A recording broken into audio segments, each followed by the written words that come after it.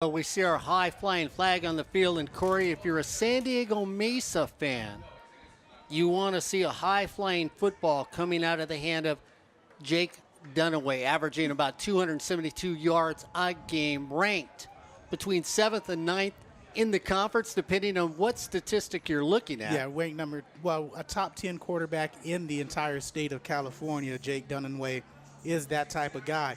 157 completions and 248 attempts, 1,914 yards on the season, 18 touchdowns and 8 interceptions. He's the real deal. But that offensive line needs to protect. That running game needs to make 1 or 2 plays. That offensive line looks like Omari Cooper, Peter Neal, Wesley Thompson, Jalen Booth, and Nathaniel Hines. You'll also see Anthony Ortiz in there, in and out. Yeah, you were talking about Dunaway. He throws at a 63% clip, which is pretty amazing when you think about not having a running attack. But we got told it's not that they don't have a running attack. Gary Watkins said they've just morphed into a passing football team this season. So it looks like Avion Irving is back deep. And the Phantom, another Phantom out there.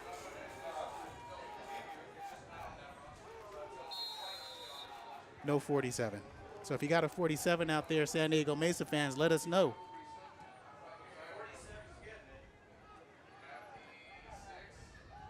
So they fake a reverse coming around the end. Stays on his feet, gets drugged down right at the 15-yard line. So San Diego Mesa is going to start today at the 15-yard line. The Hornets undefeated this season. Again, your ranking national champions, and I know people are going to disagree with me. They're going to look at the polls and say Mark is not the ranking national champions, but that's what they are. They're defending national champions, so we're going to leave them as the ranking national champions as Jake Dunaway comes in at quarterback in the top 10 of the conference. First down and 10 at the 15. Fullerton almost jumps on that. Dunaway takes his time, staggers his count.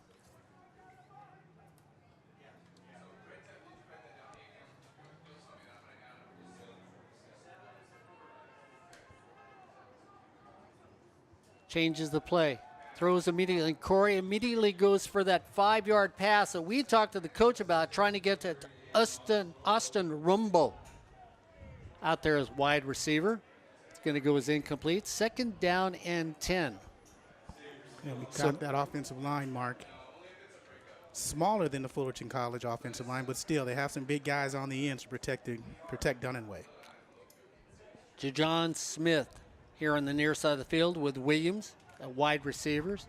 Dunaway goes back to the far side of the field, tries it one more time, incomplete pass. So he goes to his right on both occasions, locks in. Now, we've been told he locks into receivers. We got told by the head coach he doesn't lock into receivers. We'll see as this game transgresses, or should I say progresses, depending on where you want to be. Asher Fro checks in at the right defensive end spot, and also Max Masad. A lot of substitutions today for the Hornets on defense.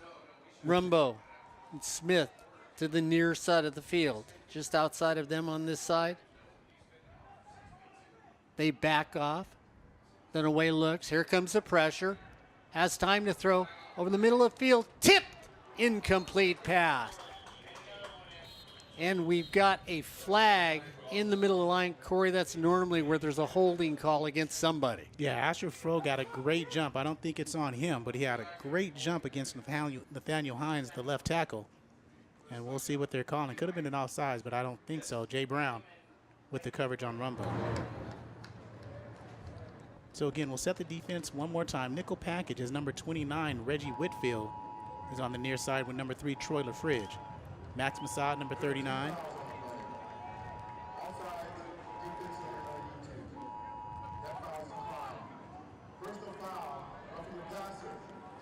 So they're going to call a personal foul on the Hornets for roughing the passer. So San Diego Mesa moves the chains quickly. They were both on Shane Darso, offside and roughing the passer. Peter Kasibwe, 33. Cole Hansen, linebacker, number 36. Williams and Smith to the near side of the field or the left side of the formation. Dunaway at quarterback. First down and 10 at the 30. Dunaway rolls against the pressure, throws it to the tight end that's used on this team quickly for a gain of 8. Nice little play. Corey rolls away from the pressure. And that's one of the things that you were talking about, misdirection and those short passes. Get Fullerton going one way, being very aggressive, go the other way, as Dunaway had a nice job with his receiver out there on a nice little pickup of a first down, Kevin Levesque. So it's first down and 10 at the 42. Williams and Smith again come to this side of the field. This time he actually hands it off, and Corey, a running attack that we heard didn't exist, gets a gain of 5 on the play as Tyler Tutt goes off guard, cuts back against the grain for a nice gain. I'm going to give him 6 yards on that. Yeah, that's we'll see the replay as he cuts against the grain. It was one of those zone running plays. He come one way, and the hole is designed to the right side, and that's where he used it correctly. And a nice job of sealing is Omari Cooper. So Tutt at running back.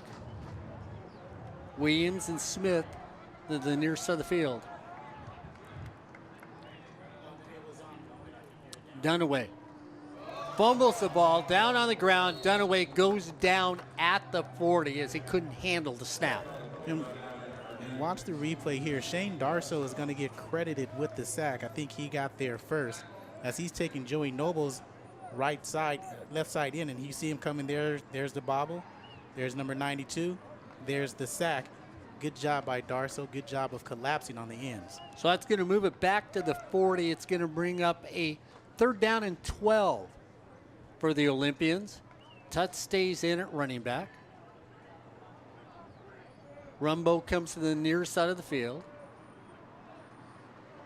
Dunaway looks. They're going to throw a little screen to Tutt. Tutt gets taken down behind the line of scrimmage. And that's the speed of Peter Kasibwe, a high school safety converted to outside linebacker for the Hornets. He was able to track down Tutt because it was a well-designed screen, but no go for the Hornets. Or excuse me, by the Hornets. So it's going to bring up a 4th down. Robert Downs the third is back. Number 2. Number 2. I'm going to make him number 3 because number 2. Well, you know. I'm going to make him number 3. See if that'll take that punt all the way back for a touchdown. Robert Downs takes it at the 25, dips, tries to find an alley, finds very little right there, and gets taken down at the 30-yard line. So it'll be first down and 10 for the Hornets. As we're here in the first quarter, 11:57 to go. It's Fullerton 0, San Diego Mesa 0 here on Sportsnet, USA.net. And it's amazing. The punt returner we had last year, Justin Manyweather, only had 1 touchdown return for a punt last season. Should have had 2, that second one coming in the championship game. But Charles Holloway and Tim Imperiali were the ones with 2. Gresh Jensen comes in at quarterback for the Hornets. Has had a very workman-type year. Excellent running this team. Gresh Jensen goes back, throws it right on the money, and who else? Kadedrick Richardson gets taken down across the 30 down to the 28. 42 yards on the first play of scrimmage on offense for the Hornets. You'll see the replay here. And it was one of those rhythm throws. 1, 2, 3, stop, and that was a skinny post on the outside and beat the corner, DeMaurier Palmer, for 42 yards. Nice pickup for the Hornets. Richardson goes to the far side of the field with Sean North. First down and 10. Jensen goes back. Gress pulls it back in and had to double clutch, Corey. Good defense right there because you had to throw it to your safety valve pass to Moore coming out of the backfield. And set that offensive line. Glenn Bernard, 6'3", 315, a freshman. That's the center. Right guard will be Vincent Narvaez out of Walnut, and Jacob Jankowiak, 6'2", 285 on the right side. Second down and 10. Fakes it to Moore. Jensen keeps it himself, goes straight up the field, doesn't need a block, gets all the way down to the 10-yard line. So Gresh Jensen once again pulls it down and runs it himself. You don't have to be fleet of foot when you have 6'7" TJ Storman as your left tackle and 6'3" James Stanton as your left guard. They open up a huge hole that we could have walked through, and I could have pushed Gabby through that hole and picked up the first down. First down for the Hornets at the 10. Quickly throw her over the flat. Try to get out there to who I think is the fastest receiver on the field, Markel Raymond. A little dispute about that in class this morning. I find him as the speediest. Yeah, I'm basing Jawan Johnson's track record in high school as the speediest. And Robert Downs at third. That's a relay team. Justice Lee goes far out to the left-hand side. Eric Graham now in at running back. Graham takes it on a stutter step, gets across the 10, down to the 9. And Fullerton is playing a lot of subs right now. A lot of guys who don't get the starts, as he brought down by Hugh Anthony, 6'1", 220 out of Mar Vista High School in San Diego. Houston comes in now this time, along with Sean Carter. So Dennis Houston, Sean Carter on the near side of the field. Empty backfield for Gresh Jensen. Big third down play. Jensen pulls it up, overshoots in the end zone. It's going to bring up a 4th down and 8 for the Hornets at the 10. A good rush. that was Alex Lemon who was in there, the force. And you'll see the replay here. Watch Alex Lemon hurry Gresh Jensen. He didn't get the throw he wanted, had to come high. Isaiah Sales was there as well, because Robert Downs at third was wide open, but the rush was too much. And instead of Corey Lewis, it's going to be Alex Moreno. Ball is spotted, kicked up by Moreno, and the kick is good. So Alex Moreno puts the Hornets on the board with 9:56 to go here in the first quarter. It's Fullerton 3, San Diego Mesa 0 here on Sportsnet USA.net. You know, you look at the field today. Tell you what, if you're looking at great uniforms or you need a great uniform and you're looking down the field right now, Corey, as that beautiful white uniform across the way in our grays here, where other place to go than EliteSportsUSA.net? I tell you what, you and I always need to look good. We may not always be the best, but we look the sweetest. So if you want to look the sweetest on the field, no matter what game you're playing, hockey, softball, lacrosse, no better place to go than EliteSportsUSA.net. They have the full compilation of anything you need at EliteSportsUSA.net. So next time you're out there, you want to look as good as Corey Neyland and myself, go to EliteSportsUSA.net. And Mark, Noah's going to have something for us in a couple minutes, something to talk about on that defensive side of the ball for the Hornets.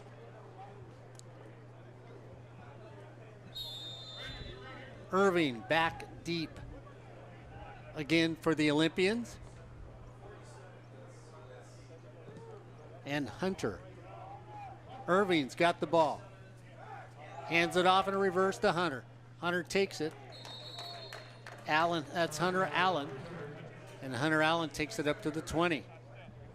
Corey Neyland going out and retrieving numbers for us up here in the booth. You're on SportsNetUSA.net. Speaking of numbers, number 90, Blake Hill, is in at the right tackle. James Rawls, 52, is the left tackle. 98 is Joey Noble, who will be the Defensive Player of the Year in the SCFA unless, and I'll say it right now, unless they do him wrong. Shane Darso, the right end, number 92. So Dunningway with Tut in the backfield. Switch players out. Rumbo here on the near side of the field. Wide receiver. Dunningway tries to get him to jump. Hands it off to Tut. Tut gets taken down in the backfield.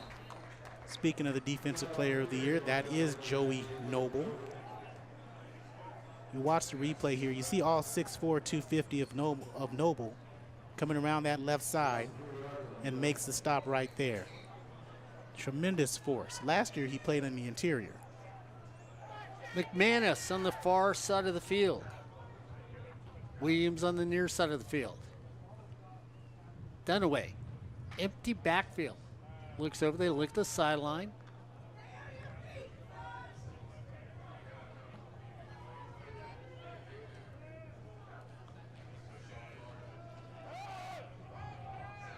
Dunaway puts it right on the money and taken there by Smith. Nice little catch across the 30, first down for the Olympians.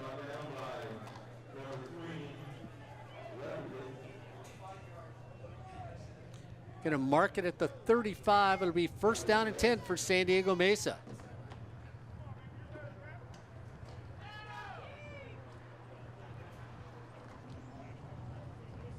So Rumbo and Baker to the near side of the field. Far side of the field is going to be McManus.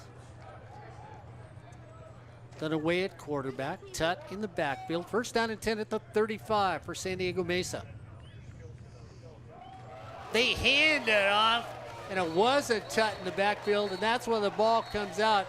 And are they going to call it a fumble? No, they shouldn't. Joey Noble crushed him to the ground, and he was already down. But watch the replay. You can more or less hear the replay of the crunch of Mr. Noble. And that was Isaiah Williams in the backfield. Watch how fast he unblocked. That's why he got in there so quickly and makes the stop, as you see there. Man, he's good. And that mark, if he does not get the player of the year on defense, they did him dirty and they did him wrong, and that's a travesty. So Isaiah Williams stays in the game at running back for the Olympians. Didn't feel like one on the last play. Ball goes down low. Dunaway goes down and gets it. That technically is a sack. Yeah, and Blake Hill was there first, so he picks up the sack. And that's his second sack of the season. And you can tell already, guys, that the rush, the front four of Fullerton, is creating so much havoc on that offensive line that the snaps are low and inconsistent.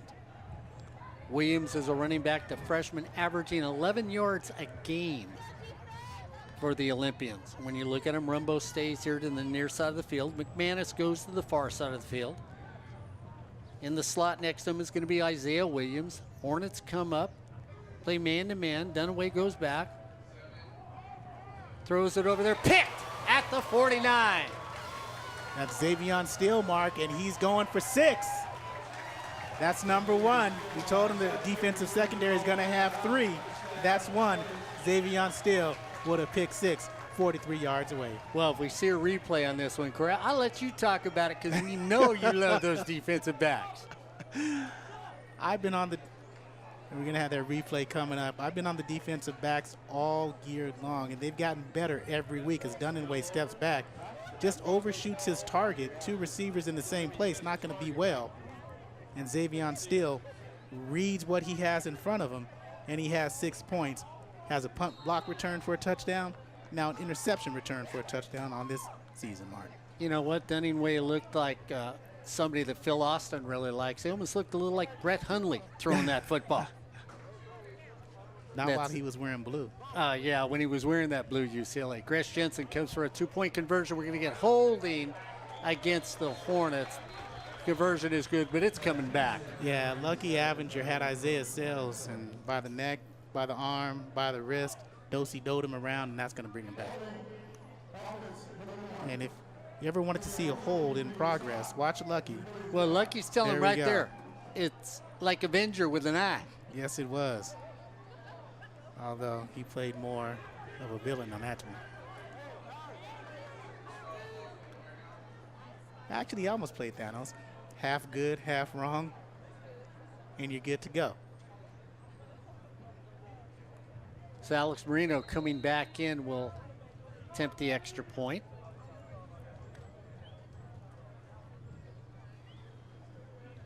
You know what? I think Corey Lewis is just saving his leg for that 64-yard field goal. Ball will be spotted at the 20. You add 10. It will be a 30-yard attempt. Ball is spotted. Kick is up. And the kick is good. So the Hornets with 6:51 to go. It's now Fullerton 10, San Diego Mesa 0 here on Sportsnet USA.net. Fullerton secondary, Mark. I mean, they've been getting progressively better as the season's gone on. We've been comparing them. Reason you're so, well, one of us is so hard on them is because it's long lineage of great secondary players. We've seen a lot of them. Like Leah Gary? Leah Gary. Leah Gary can Conroy hawk Black. the football. Yes, he could. Also, D'Angelo Ross a couple years ago, Tim Gordon, Tim Roberts, a lineage. And that's just the last 8 years that we've seen these type of players play for Fullerton College. And that secondary has a lot to live up to. Right now, as the season goes along, they're living up to that. And we'd like to see them in the playoffs, but you know that's not going to happen. Well, I tell you what, too many times we saw the ball hit somebody in the hands. Mr. Neyland thought, you know what, guys? Go over to Oakland, get a little stick 'em. Yeah, Stephen Randolph would never drop one. Irving goes back. His momentum takes him. Did he signal for a fair catch? Yeah, he signaled for a fair catch, so it'll be first down at the 25. And he's looking around like. Yeah, because he knew what he was doing. It should be a first down at the 25-yard line.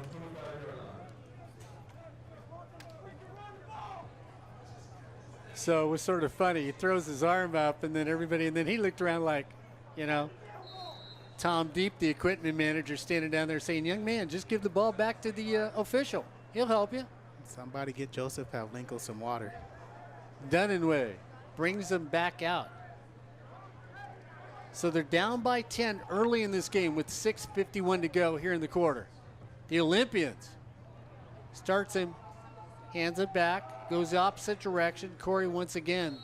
They basically try to misdirect where you fake to the first running back, go to the second running back. Defensive line doesn't bite into it. Yeah, Darso and Kasibwe there. Kasibwe, nice interview during the coaches show this week. Like the way he talked for about 10 minutes with Ryan Osborne. Tut stays in at quarterback. Rumbo comes out here. McManus goes the other side.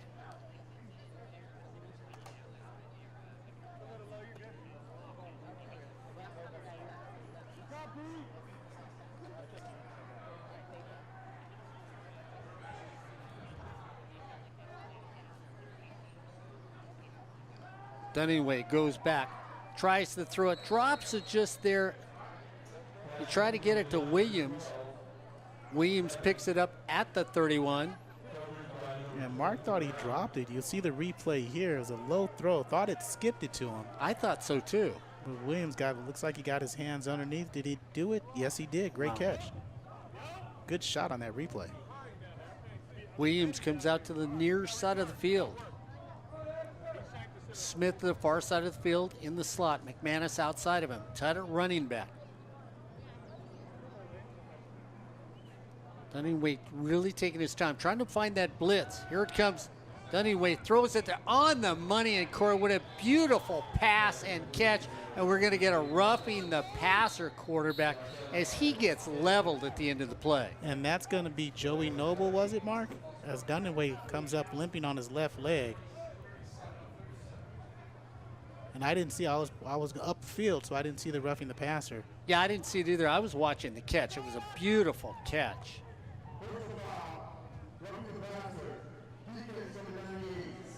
Joey Noble.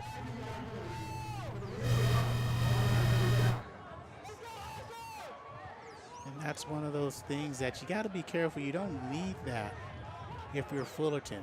And they called it, Corey, because he went down to the knees. Yeah. And hit him at the knees. It's not a late hit. It's a low hit. And that's roughing the passer going down into a quarterback's knees. You will get the flag. So if somebody says, hey, he was there in time.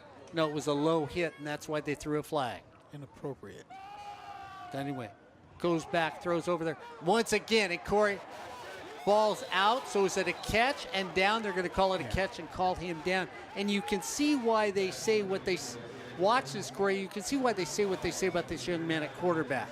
The way he steps up in the pocket here, in the face of adversity, picks up Williams as he's trying to reach for a first down, and clearly down by contact. Max Masad on the stop. So Dunninway has a hot hand, first down and 10 at the 35 for the Olympians. Tuts there, Williams out wide left, Rumbo in the slot near side of the field. Smith to the far side of the field, McManus outside of him. First down and 10 at the 35. They throw it once again to the man who's catching them all, and they're going to give him the catch, and that is a nice catch by Isaiah Williams. He goes down low really, really well, and you like to see the Fullerton secondary. They already have one pick six, but you'd like to see them aggressive every single snap. 4:22 to go.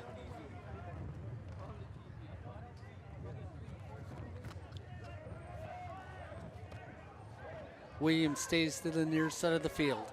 In the slot on the far side of the field is going to be Smith. McManus outside of him.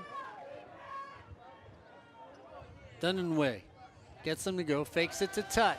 Has time to throw. Looks over there, throws it into double coverage, and it should have been picked off. So he throws it into double coverage. Let's watch it here as we have a player down, so we'll watch it. Dunaway throws it, and as you can see, double coverage right there. And that was Henley who went up, came down on his back, had the wind knocked out of him, so he's going to run off the field.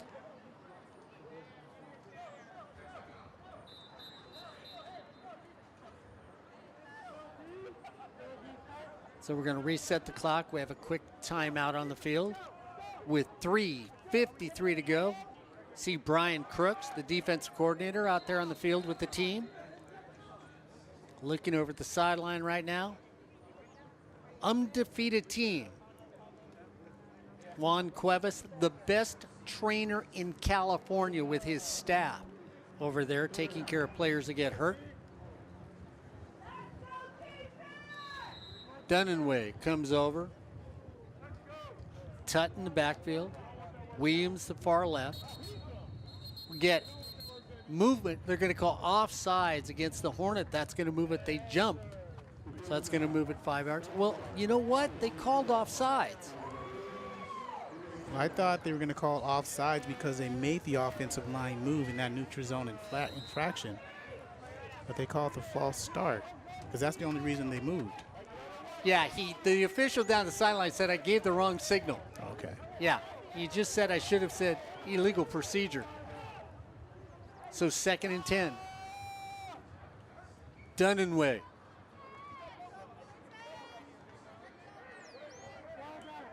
So Dunaway looks things over once again. Now 2nd down and 10.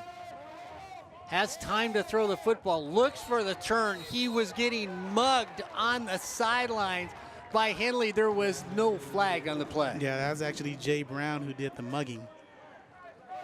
5'10" sophomore. Jay Brown out of Eleanor Roosevelt High School. And that's one of those high schools, Mark, where you got a lot of defensive backs that came through Fullerton in the last few years. So Isaiah Williams is looking over going, I mean, I want to get friendly, but come on now. Meet me after the game, please. Williams stays out to the near side of the field. DeJohn Smith in the slot. McManus on the far right side. Tut at running back, 3rd down and 10. They roll out. Tut throws a block, throws it out in the flat. Taken down at the 30. It's going to be a gain of 6 on the play. Max Masad makes the stop, and watch this. They did that play earlier for a 1st down. This one still has success. You get the 1st down on a little square out, and that's what you were talking about earlier, getting things done by DeJohn Smith on the catch.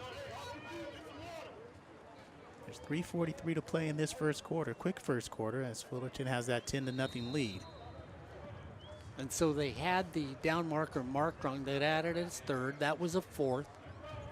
So the Hornets get it over in a turnover. Gresh Jensen brings them back out. Jair Moore, the running back, out of Bishop Lynch in the backfield.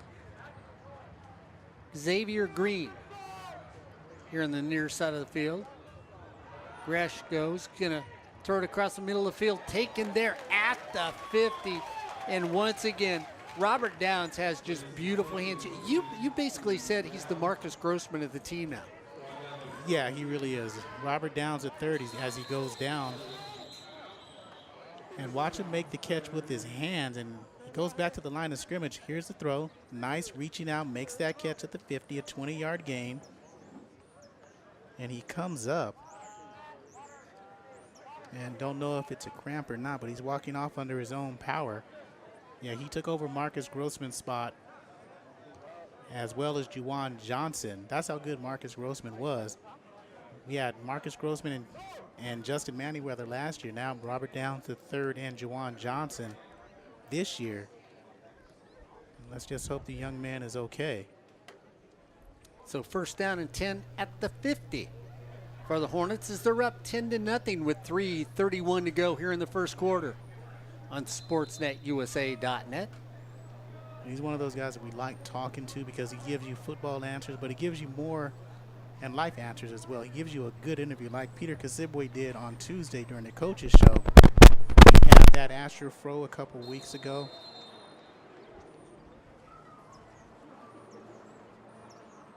Sean Carter goes to the far side of the field. Gresh Jensen brings them up. First down and 10 at the 50. Moore's the running back. Jensen looks it over. Here comes the blitz. Jensen runs an option play, goes the outside. Moore turns the corner, stays on his feet, puts his hand down. We're going to get a flag behind the play. And Corey's already saying that's against the Hornets. It looks like it was against Sean Carter. I thought it was a hold, but we'll see what the play is or what the penalty is called. You were right on the money. Sean Carter did get the hold. He's trying to say he got his hands up and not out. The official said no, they were out and holding. Markel Raymond comes into the game. Tim Allen to the near side of the field. Raymond to the far side of the field. First down and 20 at the 40. Jensen goes back, has time to throw. Throws right there. Oh, and the money was there, Corey. Jawan Johnson could not pull it in.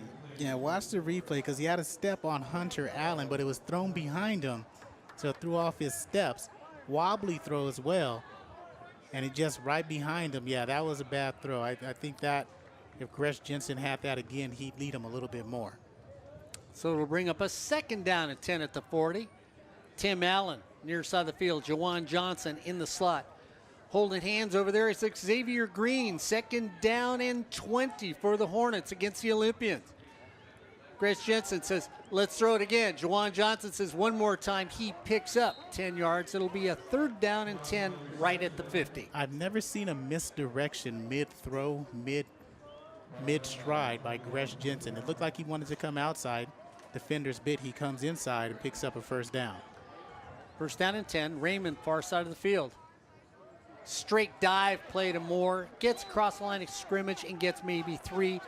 And the Hornets are getting up slow today. The Olympians are doing something to them.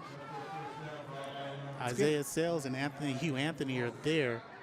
They're quick. They're not the biggest guys in the middle, but they are very quick. It's a spooky fourth down for the Hornets. Jensen looks over. Tim Allen, Jawan Johnson, Xavier Green near side of the field. Markel Raymond, the far side of the field. Moore, the running back. Jensen at quarterback. Gresh goes back. He's going to step up. Throws across the middle field. Throws behind the intended receiver, Xavier Green. And the Olympians defense plays tough against the Hornets, trailing 10-0. Yeah, they're forcing Gresh to move up in the pocket. And he could have ran with it. I don't know if he would have picked up the first down. But again, another late throw. So the Olympians make a stand. It'll be first down and 10. Excellent field position for San Diego Mesa.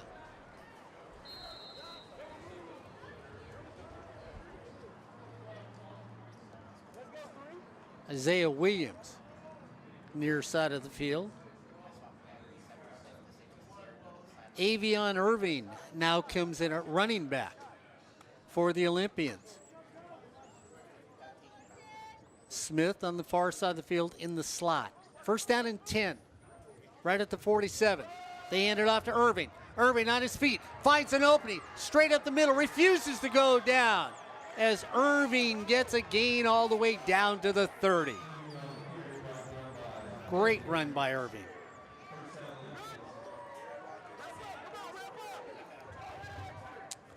Next time we can watch this replay as Irving just cuts right off a tackle, and then what he does shows you a burst of speed that allows him to get down the field.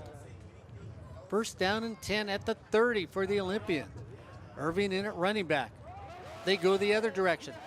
Tries to spin away, and this time he can't spin away, and we get a flag on the play, and I think the quarterback got hit. Let's see if we can see this, Corey, because I think what they're going to throw a flag on here, they hand it off to Irving. The quarterback is standing there, Dunaway, and he gets hit after the play.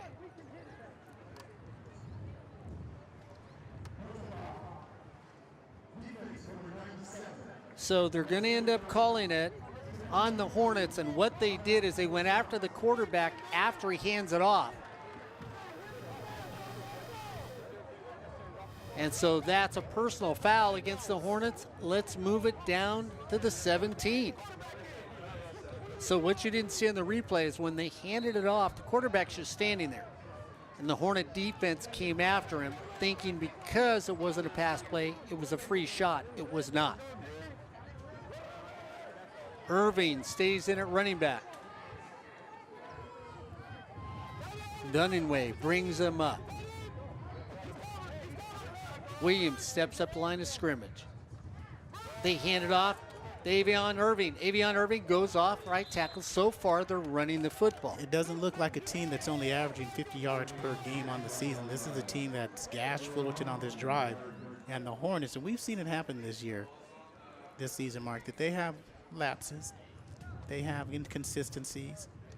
They have, well, we're going to do it on sheer talent. And those lapses, they haven't lost yet. But again, it doesn't look pretty. 2nd down and 8 for the Hornets at the 15.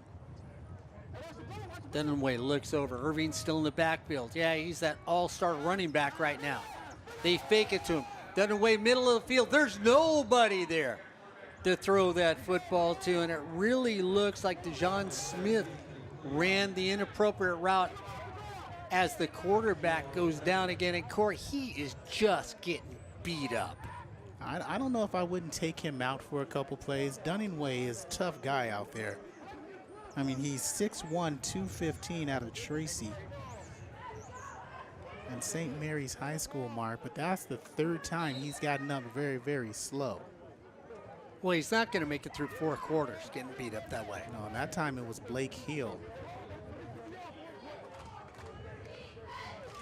So they walk up line of scrimmage. 2nd down and 10. Irving stays in the backfield. Williams out wide to left. Smith goes wide to the right. Tries to throw it. And they had him on the wheel route, Mark. I mean, Irving was going to be open. If he could have planted his feet and thrown that ball, it could have been 6 because Dunaway was backing the whole way. Well, you saw Irvin and Dunaway talk to each other on the way back. I think he wanted the wheel route to be shortened, as that is, well, I thought for a second they were going to say that took us to the end. And there's a problem with the down marker. It doesn't come all the way down, so it looks like a squiggly 2, but it is 4th down. So the Olympians make an attempt to get some points on the board with Justin Kaplan. The ball is blocked. And here's Jay Brown on the return. Jay Brown returns it. He's got people in front of him at the 50, at the 30, at the 20, at the 10. Touchdown, Brown. And it looks like, Mark, is an 87-yard touchdown return. I don't see any flags. And who got the block? We'll watch the replay. So you watch it here. It comes from the outside. Corey, I'm like you. I'm waiting to see him stand up. And there it is. Troy LaFridge gets the block. It's my guy. And touchdown, Brown just says, guys, escort me all the way. I'm going to the park and I need some playmates. I got a ball. You got some time? And they said, absolutely. Let's go 87 yards and drop it in there for a score. Wait a minute. Both scores. Mr. LaFridge comes from what group? French. No. Doesn't he play? Oh, the secondary. Isn't he a defensive back? Wait a minute. Out of Gaithersburg, Maryland, Avalon High School. And he's the one who made the block? Yeah, I think he's coming up to the booth today. Ball is spotted. The kick is up. And the kick is good. So the secondary is making their mark on the field. Well, maybe Mr. Brown's helping out just a little as he takes that back. 87 yards on the play. And Corey, once again, it's special teams to get you up front. And I think Noah has something down on the field at the end of this first quarter. No, not yet. We're going to get to him in the second quarter to see what he has. But Mark, 14 points, both touchdowns, Mark, scored by the defense. So here's the thing. Fullerton, Xavion Steele, interception return, 47 yards. Blocked kick by a secondary by the safety Troy LaFridge, picked up by Jay Brown, the starting corner, goes 87 yards. Well, wait a minute. Robert Miranda might disagree with you there. Robert Miranda might say the defense gets 7 points and special teams get 7 That's what I points. said, Don't be two calling scores. it defense. I said 2 scores. Yeah, you said the defense got 2 scores. I Robert said Miranda. defensive guys. I said safety, cornerback, defensive guys scores. The special teams gets a score as well. Okay, Coach Miranda, give you some love up here. You know, Mr. Neyland. Got that black magic marker out. I have putting to it through protect my people's names. defensive secondary guys. I swear they're coming up to the booth, and we're going to welcome that. I had so much fun this week talking to the guys, or yelling back and forth at the guys. Phil Austin's going to be talking to us coming back from halftime. A little surprised, too, Corey, that as we start the second quarter here on sportsnetusa.net, as that 4 seconds ran out, Corey Lewis will be kicking off. Big Corey puts lots of foot into it. Irving signals for a fair catch, takes it, so they'll bring it back up. So as we start the second quarter, it's the Hornets 17, San Diego Mesa 0, here on sportsnetusa.net. I tell you what, downtown Brown looked like he was driving a brand new Toyota from Miller Toyota of Anaheim. Not only did he have a new Toyota, but everybody next to him had a new Toyota. And I'm sure they all went to Miller Toyota of Anaheim to get that new Toyota. Hey, new, used, or maybe you just need a little touch-up on your Toyota, no better place to go than Euclid in the 91. Miller Toyota of Anaheim, a proud sponsor of high school sports, community college sports, but most of all, education. That's Miller Toyota of Anaheim. Mark, there's an old Latin phrase that I really can't remember. I can't speak it in Latin, but it has something to do with grabbing a wolf by the ears. You let the wolf go, you're in trouble. You hold on, you're in trouble. Either way, that Fullerton secondary is the wolf, and they're being held by the ears, and either way, they're doing damage.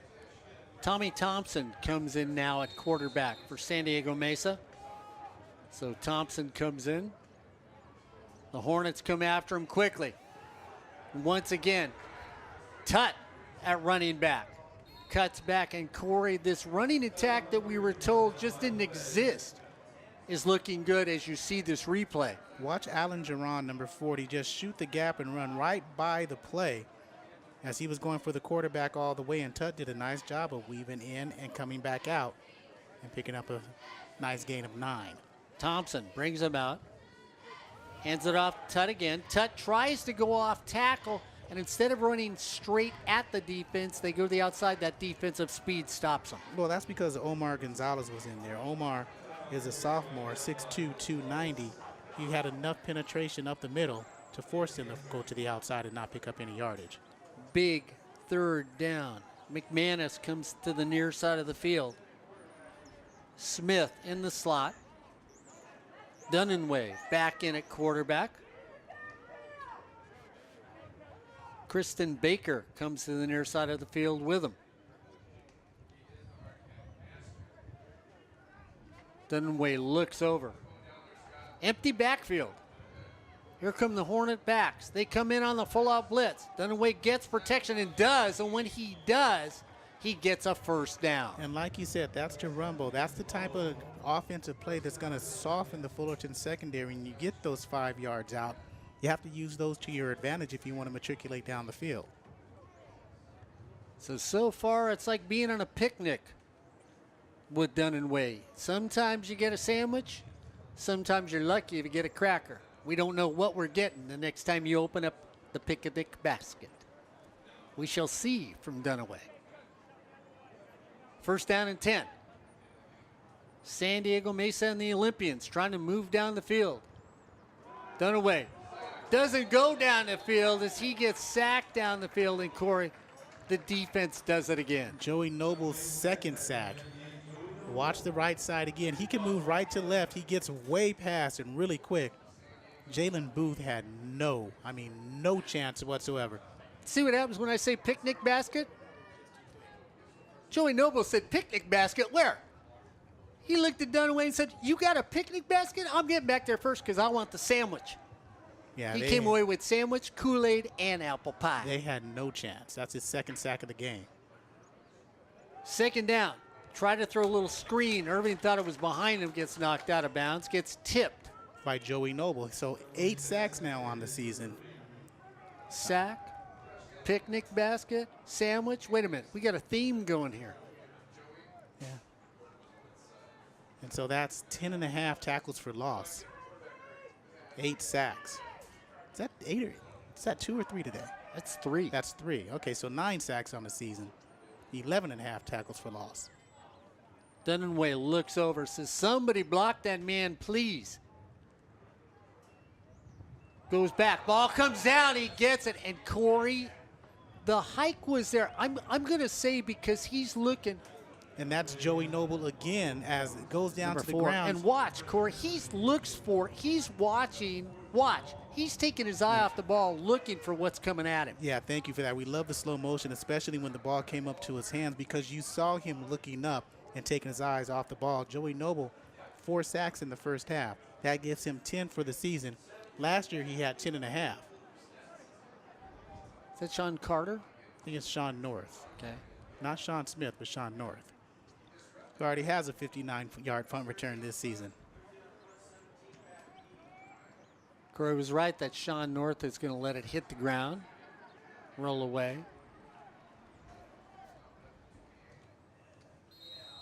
And get knocked down right at the 28-yard line. With 11:33 to go here in the second quarter, it's the Hornets 17, San Diego Mesa 0 here on SportsNetUSA.net.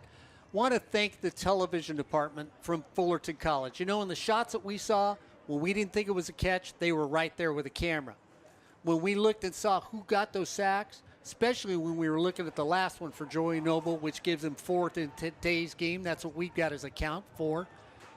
It was the TV department, Corey, with that camera work that made sure we saw what was going on. So once again, want to thank you for the excellent camera work here at Shapell Stadium today on SportsNetUSA.net. Quinn Commons comes in. Straight up the middle. Commons hands it off. That's Eckford, and I watched that play in practice where they go back. Watch Commons now on this replay. He goes back like he's going to throw it. He hands it behind his back to Eckford. You know, LeBron did come to Los Angeles, Mark. Commons takes it himself. Up the middle. Across the 40, down to the 35. And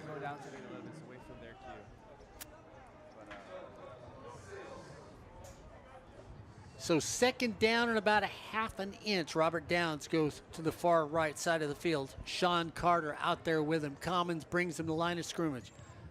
Eckford goes in motion. Commons looks one direction, throws to the other way, and all by himself is Jawan Johnson. Goodbye. Oh, I saw it. Yeah. I just figured I'd let him score. yeah, Jawan Johnson, that's that speed. And we're going to go down to Noah Alvarez right now to see what he has to say.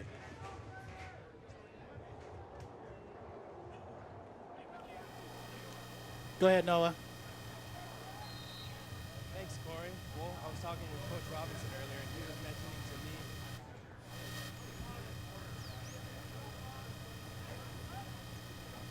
We're going to go down to Noah after the extra point.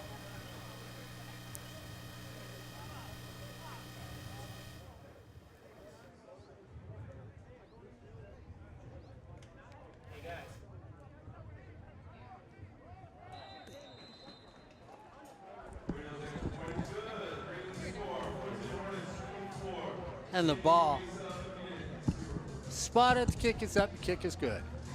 Well, thanks, Corey. Coach Robinson let me know on defense, Fullerton is trying their best to disguise their looks. They're showing blitz, then dropping out late, vice versa. And we've seen that already here in the first half. Thanks, Noah. We'll catch you later. So that's what's happening down on the defensive side of the ball, Mark. As at disguising their Thank you. looks, they're moving Joey Noble all around. No, the mic was on. I guess it was up on there. Alvarez. So here we go, Corey, as once again, and that was Juwan Johnson that made that last touchdown in there. And I didn't say anything because Juwan just catches the ball and goes down there. So Well, it was a well-designed screenplay. I mean, they had blockers out in front, and who made the blocks on the outside? tight ends. I thought that was the receivers. The tight end had a nice block. Come on, give the tight ends a little love. They make some blocks out there too. They do. But that was a nice, well-designed screen on the outside. You know who's going to be giving you dirty looks next time you come out there? Them tight ends. So that one goes out through the end zone for an automatic touchdown. There's a man down there who's a Buffalo that needs to get a little love for his players he coaching. Well, we're going to give him, and you know what? His daughter just turned 21. So congratulations, Coach Gardner. So we get a timeout on the field with 10:42 to go. Well, it's the Hornets 24. San Diego Mesa 0 here on SportsNetUSA.net in conjunction with Fullerton College TV. And we talk about the community college game all the time. And we like the community college game. We love the game, and the talent that exists at this level is tremendous. We did high school football yesterday. We saw a magnificent performance by Fullerton High School. Arthur Shaw went for over 300 total yards on offense last night. That's just some of the things we saw. Fullerton and Troy. Watch that behind-the-back handoff as you see it in reverse. A nice job in ball manipulation by Quinn Commons. And Eckford sold it well, and there was nobody around him. First contact doesn't come until, 14, 15 yards down the field before first contact is made. Excellent play by the Hornets. And one of the things they taught at practice on that, as a quarterback, you have to stand staring at the receiver. You can't move till the running back's at least 5 yards down the field. The Olympians are looking for a little magic or chicanery to get back in the game here. Already down 24-0. We get yellow hankies all over the field like a magician. We're going to talk a little bit more about the high school players that are coming to the community college level, especially at Fullerton College. We've seen a lot. So it's going to be a false start against San Diego. They're going to move them back. And this is one thing the Hornets do against teams. They discourage them quickly in a game. And we'll see if they can continue it into this game today. The team that's ranked #1 nationally by me here on SportsNetUSA.net, your Fullerton College Hornets. San Diego Mesa trying to get a running attack so they can balance that running attack against a strong passing attack. Yeah, the bees are swarming, the wolves are attacking, whatever cliche you want to use. Fullerton College is aggressive, and they're not doing anything to combat that aggressiveness, so that's why they're trying to slow it up with the run. Dunaway looks over. Tut's still in the backfield. McManus out wide to the right. Smith out to the left. Throws it out to Tut on a little wheel route. Tut's got no place to go and gets a loss of 2 on the play. Alan Duran is there for the Hornets as well. As you watch the replay here, Jay Brown finishes them up. Nowhere down the field as Tut is to the outside. A little bit of a high throw. But the pursuit by the Hornets is just too quick to pick up anything positive. And Corey, they're making that initial first tackle too. They're not giving them a second chance. Big third down. 15 for Dunaway, who's trying to find something. Looks down the middle of the field, right there, and does. Every time you think you've got him backed up, that young man finds somebody open, and you've got to just love Isaiah Williams, who finds an open spot and gets the first down. His 25th catch of the season. Came in averaging 3 catches per game and 27 yards per game. He's got 2 touchdowns, but nice drive off the ball. He drove Jay Brown back, came to the first down marker, and did his little out. Manis, near side of the field. Smith with him. Williams stays on the far side of the field. First down and 10 for the Olympians, right at the 35. Hornets look like they're coming on the corner. They are. Going down deep. Little battle. Goes with and gets it. It's going to be a catch. And look at that young man you just talked about, Mr. Neyland. Isaiah Williams fought for the football to make it a better catch and a great throw. Watch this catch and throw.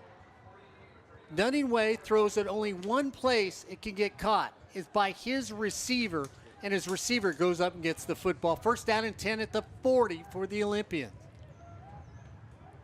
Flashes of brilliance by this young man at quarterback for San Diego Mesa.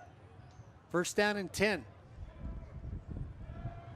Once again, goes back, and where else would you go for the same guy? Touchdown Olympians. And that was just a physical effort by Isaiah Williams to outperform a physical corner in Jay Brown to make the catch, break the tackle, and then score 6. It's pass interference against the Hornets, so that touchdown is going to stand. Yeah, that's just one of those plays where we always say, make that team beat you and make them make a play on the replay. Pass interference against the Hornets. Touchdown's going to stand as you watch it there, Corey. And he bowls over the defensive back for a touchdown. Yeah, it was good coverage until he grabbed them around the waist. But again, they went up high 3 straight times, and that's what you got to do. Exploit the matchups you have to create positive opportunities, and that's what the Olympians did on that drive. And what it really comes from, too, is they've run the ball well enough in this first half. Ball is spotted, kick is up, and the kick is good. So with 8:27 to go, it's the Hornets 24, the Olympians 7 here on SportsNetUSA.net. You know who would have been proud of that drive? Mike Martz. Yes, Mike Martz, who alum. was an alum from San Diego Mesa. So you can always say, yes, I was an Olympian. That's right. Well, and you look at Mike Martz, for those of you that don't remember, well, Corey, he had wide receivers that made football one of the fastest games on. And I'm going to give him a lot of credit for the game today being a passing game, because everybody talks about that old Ram team and how they had receivers that would get the football and a quarterback that could get them the football. Super Bowl champions. Those lost. Oh, I was going to call them the LA Rams. Huh? They were not the LA Rams at that time. Either way, I don't like them. So the Hornet defense. Johnson and Houston back deep for the Hornets. Gives up a touchdown. Good coverage by the defensive back, though. It was good coverage. I mean, just a height advantage. Squib kick. Looking to get it down. We're going to get a flag on the play. And I think we're going to get offsides against San Diego Mesa. Either way, Hornets will probably decline it. I like the idea, though. Just have it. We're going to watch the replay. It has to go 10 yards. Let's see if anyone was offside. And can't really tell from there, but it looks like it clipped the back of one of the players that was 6 yards down the field. So they're going to figure out if they're going to kick again or take the ball there. They'll probably just take the ball there. So it's offsides against the Olympians. And it went out of bounds at the 42, so that's where the Hornets will take it. And I think who it was on, Corey, it looked like, because Isaiah Williams was out there also, it looked like he was trying to get a running start, or it could have been on Hunter Allen, who was out there also. Mark, going into the locker room at halftime, we're going to catch up with Gary Watkins, the head coach of San Diego Mesa, to see what he thought of the first half. Hopefully he'll still want to come on with us, answer a couple questions. Could you not have talked to him for 2 hours? You know what? I'd rather be talking to him now. No, he was such a nice guy. Offensive coordinator last year. Security. But yeah, we could have talked to him the whole day, and not just about football. Football was just the tip of the iceberg. Yeah, I'm just going to have to tell the D-backs what you said off the air. It's okay. They'll all be up here. coming to right. shake your hand. As this defensive line, Devin Sanders, Isaiah Sales, Alex Lemon,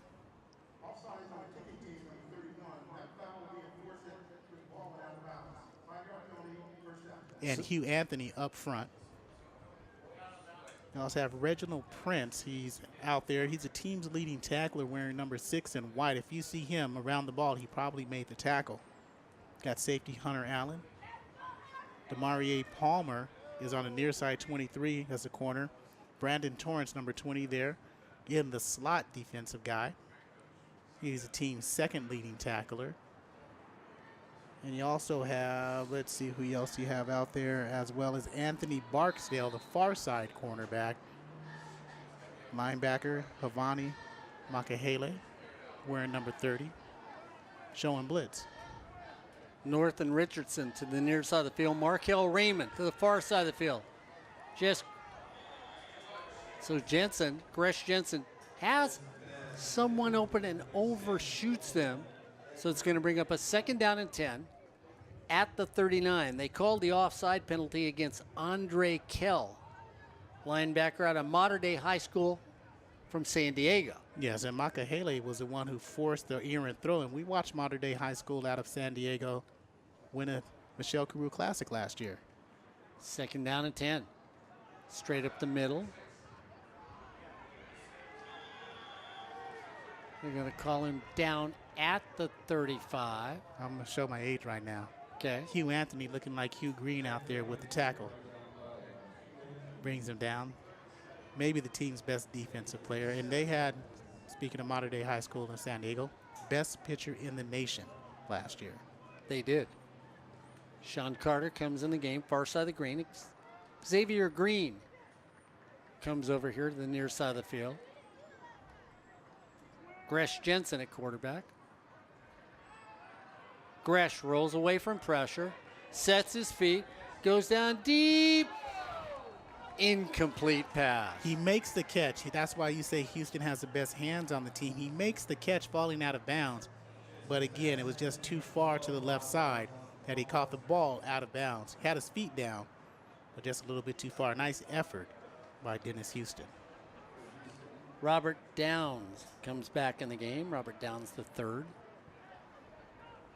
Tim Allen.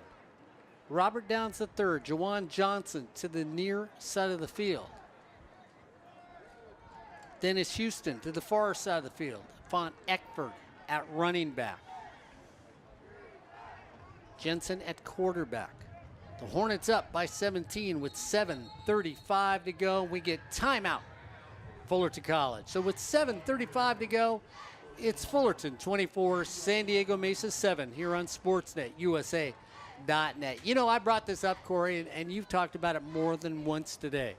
For any young man or young woman that is thinking about going into the entertainment business, and that's right, me on camera right here. You don't want to look like me, but you may want to have camera people that we have today taking the picture like they're taking it of me. That's right. It's the TV department that teaches you how to do that here at Fullerton College. And you will be taught Don't look by like him. some of, don't look at the camera? Don't look like him. Oh, some of the best professors in the nation here at Fullerton College in that television department. That's why we get the great shots. That's why the graphics are right. That's why they correct us with what's going down the field. So if you want to get into the entertainment business, if you want to know what to do and be as skilled as the people out there that are making the money today, come over to Fullerton College. Check out the TV department, the cinema department at Fullerton College. I'll tell you, if you do, you'll be working in the industry in no time flat. Take it from me here at Sportsnet, USA.net. You're working for a long time, too. Jensen looks over the defense. Has time to throw. Flips it up. Robert Downs goes up. Double covered on that. Can't get to the football. There was no way you can tell. And there's a late flag. Is it going to go on Alex Lemon or what? Glenn Bernard was there. But we'll see. Gresh Jensen was going to force that all the way. And speaking of the TV guys, well, Janae and Noah, they're going to drag the on-field cameraman over at halftime so they don't forget to get Gary Watkins. So we'll see what the white hat is saying. Mark, we talked about that talent. We'll see what's going to happen. No, it's awfully quiet on the sidelines. I mean, these Hornet team, they're up by 17. I just got to find out. I mean, is this just a standard?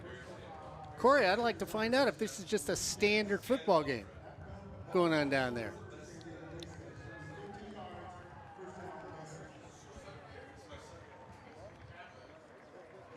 No, there's no excitement. What's happening down there?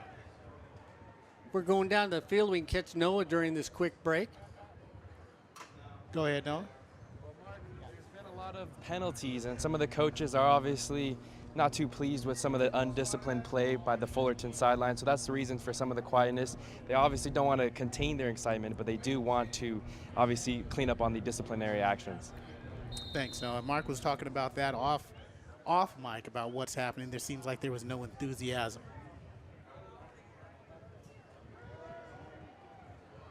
So the Hornets defensively try to make a stop. We get another flag on the play. So Corey, now it's become a series of flags. Yeah, and Noah was just talking about that disciplinary action, and there's going to be another late hit by Fullerton. I mean, they've gone to Isaiah Williams 5 straight passes, and he's caught it 5 straight times.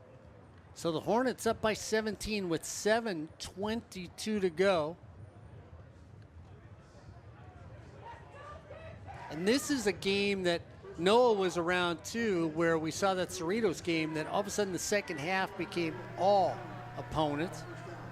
So it is a late hit by the Hornets, unnecessary roughness, unsportsmanlike conduct, whatever you want to call it. It's not necessary when you're up 24-7. Seeing Noah couldn't have called it any sweeter than, what's he say? Undisciplined. And Noah, what happens? They get a flag. First down and 10. Dunaway brings them out, looking to do something for the Olympians. Dunaway looks over the sideline. Hornets only up by 17 with 7:10 to go in this first half. Big time down the field. Dunaway takes it himself, tucks in his left arm, pulls out of bounds, runs out of bounds in a safe way. Nice little quarterback keeper for a gain of 8. Pick up those yards where you can get them. Nice bootleg. Asher Fro on that right side. Noble on the left. Omar Gonzalez in the middle. James Rawls joins him. Second down and 4. Hornets bring everybody up. McManus on the near side of the field, the leading receiver for this team. Hasn't caught a ball. Hasn't caught a ball. Hasn't even seen a ball come his direction when you look at McManus. They won again. Tut goes up far side of the field. Quarterback option. No place to go. Gets back to the original line of scrimmage. And that time, Asher Fro stays at home on the right side and makes the stop. Nice variety by San Diego Mesa, trying to see what's going to work against this Fullerton defense.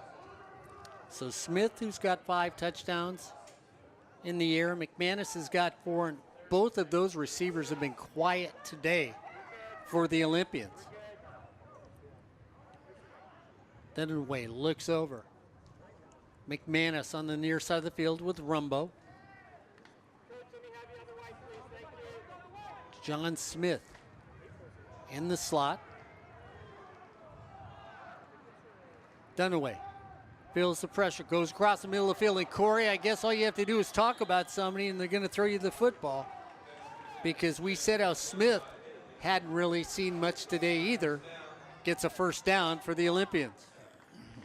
Watch this replay, and why is this not a penalty on the tackle? Watch the replay here. Dunaway gets another low snap and gets away with it quick. Kari Henley makes the stop.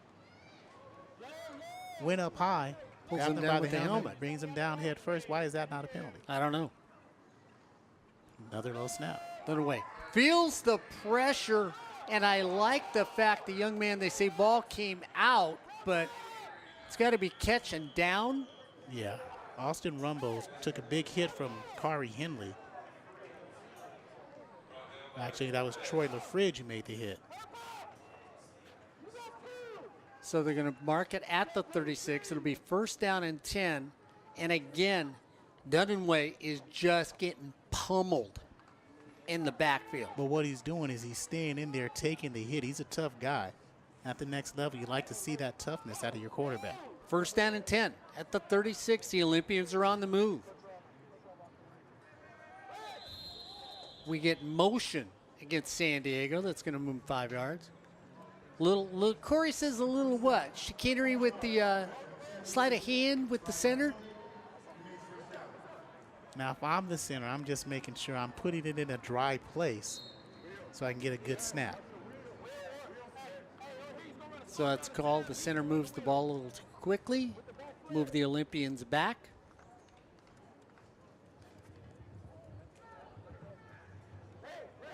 Tut's still in the backfield. McManus near side of the field. Smith in the slot. Dunaway takes his time. First down and 15. Goes back, trying to get protection. He's got time to throw. Throws over the middle of the field. Once again, all by himself is Smith, the young sophomore out of Downey High School, who has found a space in the middle of the field. Did you say Downey High School? Downey High School. Man. That's coming north to get a player, isn't it? Yeah, it is. Second down and 2 for the Olympians. They quickly come to the line of scrimmage. Tut looking to block. Over there and knocked away. And Corey, that should have been a completion. Yeah, but actually Max Masad, I'm going to say Max Masad said no, it's not going to be a completion because he made a better play. It was a nice throw, but Max Masad comes up right as the ball gets there to Rumbo. He meets him, so no, that should not have been a completion. That's an incomplete pass, as it should have been. Third down and 2. And we get timeout on the field because the Hornets weren't changing up their defense quick enough, and they were going to get a flag on the play. And I want to go back to what you said about coming up north to get a player. That's what Gary Watkins is doing with his offensive coordinator last year. This year gets the head coaching opportunity, trying to build that program. You know, he was talking about the difference between the American division and the national division. And both he and the assistant coach, Steve Bridges, said it's about depth. Yeah, American divisions have the ones, but when you get to the 2s and the 3s and the sometimes 4s, that's where the difference between the American and national divisions lie. Well, what Gary Watkins understands too, Corey, if you look at the roster, and of course, we've heard it for years being the announcer of the Hornets. Oh, you have so many out-of-state players. You have so many out-of-state players. You look at his roster, he's got a lot of players from Texas that he goes and gets. He's got a lot of players from out of state. You got players, he goes to Tahoe and grabs players. He goes all over California to try and find them. Cathedral Catholic High School, Cathedral City, he goes to find players. So he has no qualms about going outside the state and building a program because once you become a winner, everybody wants to play for you. And that's what he's trying to create at San Diego Mesa. Hand it off the Tut on a straight dive. Touchdown, San Diego Mesa. What a beautiful dive play. A quick hit dive right up the middle. 28 yards. Watch this, and that's the thing we said that they had to do. Quick hitters and excellent blocking at the line of scrimmage, controlling that Tut. 28 yards. And is that his longest run from scrimmage? It is his longest run from scrimmage. Mark, his best game this season as a running. Well, you've often told me the way you negate speed against a speed defense like the Hornets is run straight at them.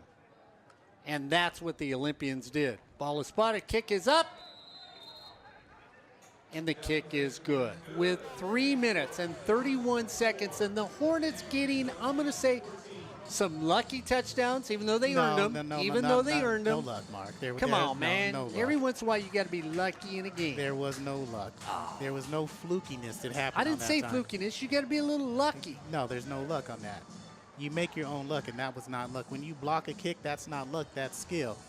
Let's say they block a kick, and it goes back to the kicker, and he runs it into the end zone. That's luck. When you block a kick and return it for a touchdown, that's practice. That's skill. And that's a good way to negate on that run just there, and to negate the aggressiveness, that uncontrolled aggressiveness of the Hornets.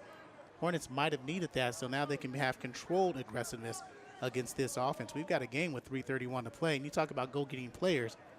Right now, with 3:30 left to go in the first half, Noah and Janae going to go grab that player, the cameraman, to make their way over to that left side of the end zone to make sure they get Gary Watkins at halftime, slowly but surely. So you're trying to be as subtle as that straight dive play was? Yes. Okay. Pooch kick at the 20. Looking to cut to the outside.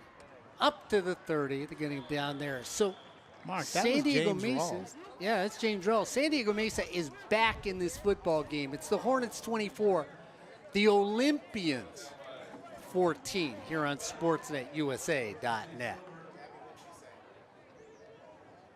She said get her another sandwich.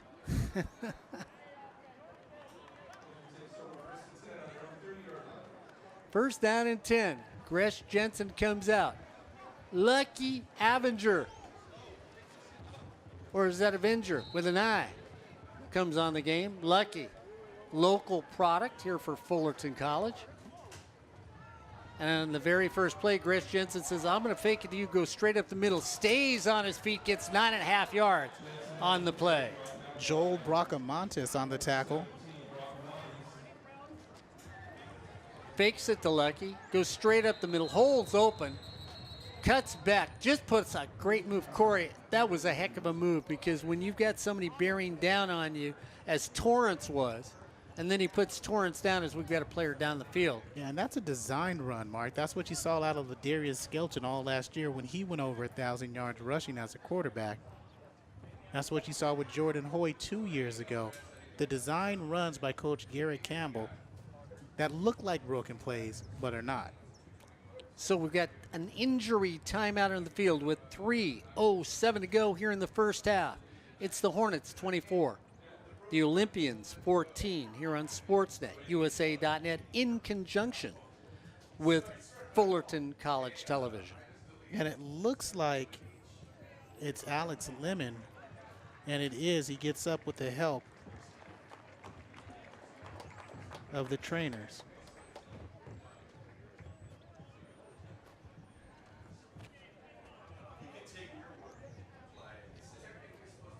So Lucky stays in at running back. Juwan Johnson on the far side of the field. Xavier Green in the slot over there.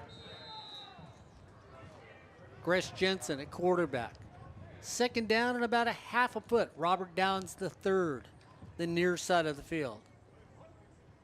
Along with Sean Carter, Gresh Jensen goes back, throws it, taken off the ground at the 40, out of bounds. So Green goes down and scoops it up, just like everybody will be doing on Halloween. Hey, wait a minute, is that your candy? No, watch this.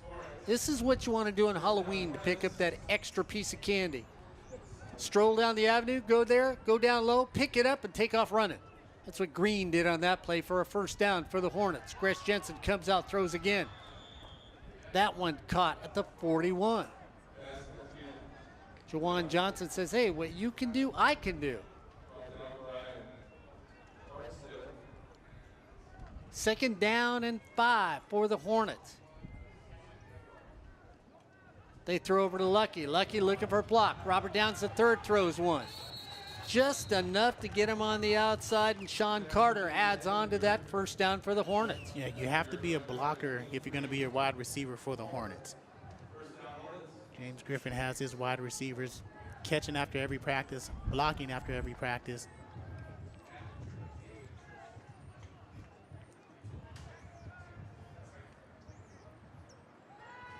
Sean Carter looks at Robert Downs the third, says, Juwan Johnson, it's yours, it's picked. Excellent coverage that time in the secondary. Demarie Palmer gets the pick.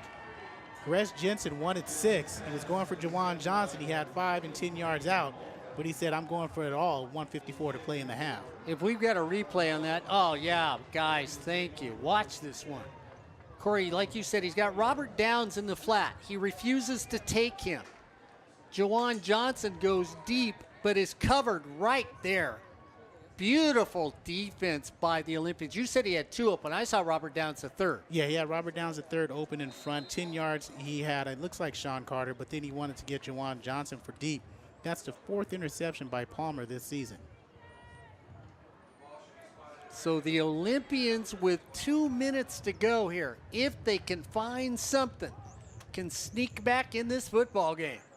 First down and 10 at the 20. Dunaway comes out, rolls out against the pressure, has to pull it down, gets taken down in the backfield. And that's big James Rawls who gets the stop. James Rawls, that's his 5.5 sacks now on the season, 12.5 tackles for loss. Watch him use his speed as Dunaway felt the pressure was rolling. Thought he had a little bit more time to make that throw. He's an all-conference performer. So a big play. McManus out wide or to the near side of the field, to the right. Smith in the slot next to him. Dunaway taking his time after a loss of 7 on that last play. We get timeout. So timeout with 1:09 to go here in the first half. It's the Hornets 24, San Diego Mesa 14 here on Sportsnet USA.net. If I'm Gary Watkins right now, am I feeling good about this? I mean, I'm going to ask you because we talked to him. Would you feel good about this, or would you say we really should have control of this football game? No, they shouldn't have control of the football game, but you feel better about this. This is something that Fullerton was supposed to be a big winner. Even Gary Watkins admitted we're big underdogs in this game, but we're only down by 10 and with 2 defensive touchdowns. Fullerton's offense hasn't done much. They've struggled a little bit to find their rhythm, but the defense has done what they've needed to do. Force pressure, get sacks, make interceptions, special teams touchdown. But it's been Fullerton, but you got to feel good if you're San Diego Mesa. Because San Diego Mesa right now down by 10 here in the first half. They get the ball to start the second half. They could find some sort of offense, be it 3. Fullerton gets the ball, start the second half.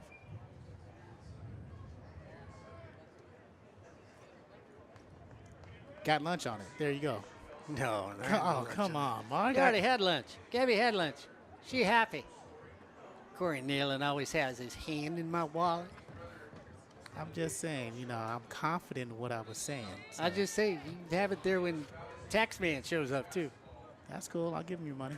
Chris Jensen says, "What are you guys doing up there? Watch the football game." Dunaway comes out, needs time to throw. Double pumps, throws to McManus. McManus finally catches his first pass of the game. And they're going to say he's inbounds. The clock will run. Did they mark? So he's not a first down. If it's a first down, the clock should stop. They're going to say just short of the first down. Dunaway had time to throw it.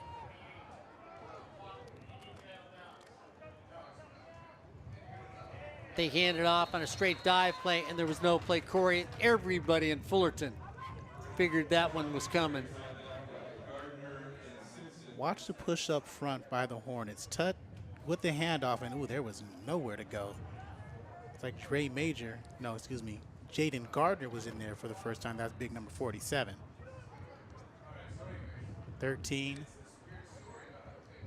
seconds left to go in the half, and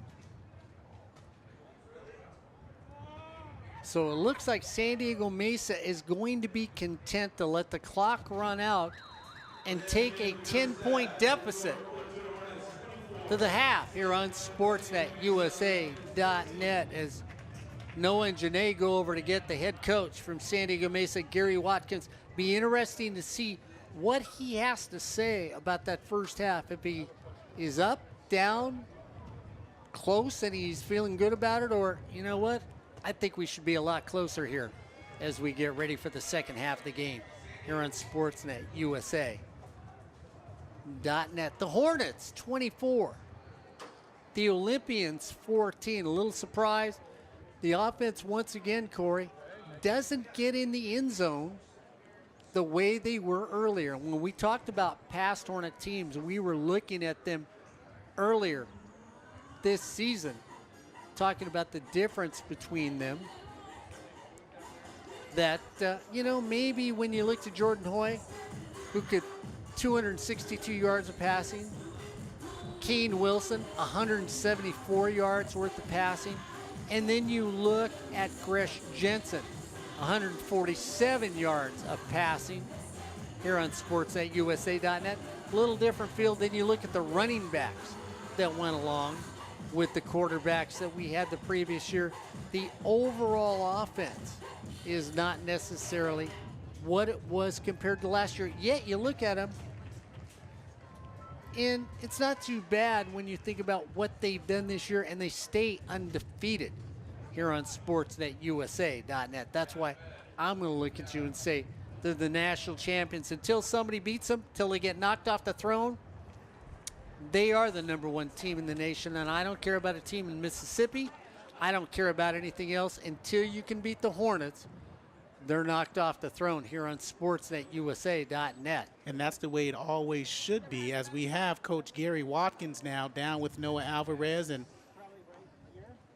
Noah, give me just a couple minutes, and well, not a couple minutes, but just a moment. And Noah, take it away. Coming into this game, Coach, you had a lot of success passing the ball, but today in the first half, you've had a lot of success running the ball with Tut and Irving. Was that planned? Yeah, it was. Each and every game we come in with a game plan to do what we think will give us the best chance to be successful on this Saturday. And so running the ball better was part of our season-long plan, and each week we're trying to be better at it. And in the first half, we have been. And so your starting quarterback, Dunaway, has taken a lot of hits, including 3 sacks in the first half. How do you better protect him in the second half so he can make some passes? We just have to block better. We have to hold our blocks up longer. Jake's a tough kid, so I'm not worried about it. He's an absolute warrior. He's going to go out here and lay on the line for his teammates each and every day. He's playing with a lot of pride, a lot of passion, and so I'm not concerned with him being hit. He knows his football. He's going to get hit. All right, thank you for your time, Coach. Good luck in the second half. Gary Watkins down there with Noah Alvarez. Thank you, Coach Watkins. Thank you, Noah. Good insight of what happened down there in that first half of play, and it's what he said and what we talked about beforehand. You wanted San Diego Mesa to get a run game going. They got a run game going. You wanted Fullerton to be aggressive on their defensive line. They got defensive line. We wanted the secondary to do well. They've done well. Dunaway has performed admirably taking those hits. Everything's come to fruition, and we've got a ball game at 24-14. Yeah, and really what you need to look at right now, too, is the season is slowly coming to a close from the Hornets. Here's what's going to be interesting.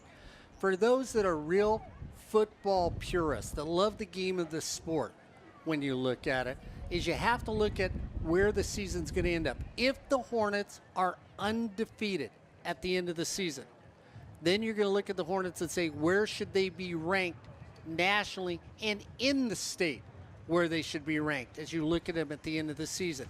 If you look at the poll on sportsnetusa.net, there's a few of us that get all together and we put a poll together. I'm going to go over to you, Corey, because you always think your poll is correct. And so I'm going to let you go ahead and talk about what you've got down here. I know it's a consensus poll at sportsnetusa.net. The rankings, the top 10 in the national division and the top 10 of the American division. But the only one true ranking is mine. That's the one that you should look at and say, okay, that's the real ranking. We'll go from there. Ed Ford's number 2. I'll give you number 3, Ryan Ford, and a couple others, whatever. But here's the real rankings of how it should be. Fullerton College is number 1 in the national division. They haven't lost in 2 years. They're number 1 team. Gabriella Neyland agrees with me. College of the Canyons, number 2. They're undefeated. They are the second best team in the state. Riverside, number 3 in the national division. 4 is Butte. That's the first Northern California team that gets into the rankings, is Butte. They've had a phenomenal season after losing early. Ventura, number 5, who's had a 1 loss. San Mateo, 2 losses, but they're coming on strong this late in the season. Santa Rosa, number 7, surprising Santa Rosa team. San Francisco, they've been 8-9 all season long. And then you have Modesto and Fresno City at 9 and 10 in the national division in the state of California. They haven't been making the rankings until this week. My rankings in the American start up north with Reedley. After Mount San Jacinto's loss last week, Reedley and Chaffee are the 2 top teams in the American division. Hartnell, Allen Hancock, San Bernardino Valley at number 5. San Jacinto drops all the way down to 6, and 7, 8, 9, and 10 stay the same with De Anza, Citrus, Yuba, and LA Valley. I'll read Mark's for you as well because I don't want to give him no shine right now. Mark has, now here you go, Mark, you can read yours. Well, this is, political law says that you have to have the opponent come back up there. I mean, Corey and Let me treat you like the gubernational debate in Florida. It's my show. You can't have none. No, there you go. But Corey and I basically agree. I've got Fullerton Did I say at 1. gubernational or gubernatorial? You said goober Okay. national. Sorry. That's okay. My bad. Fullerton at number 1. Riverside at number 2. I've got Riverside up. Corey and I disagree on Riverside. I got Canyon at 3, Butte at 4, Ventura at 5. We're sort of there. Then I got Fresno City and El Camino there. They've both played well. I think El Camino gets to go up the food chain a little more than Corey does. I've got Modesto at 8, San Mateo at 9, and then I got American River. I brought American River back to the mix. They've got 2 losses, but they won, lady.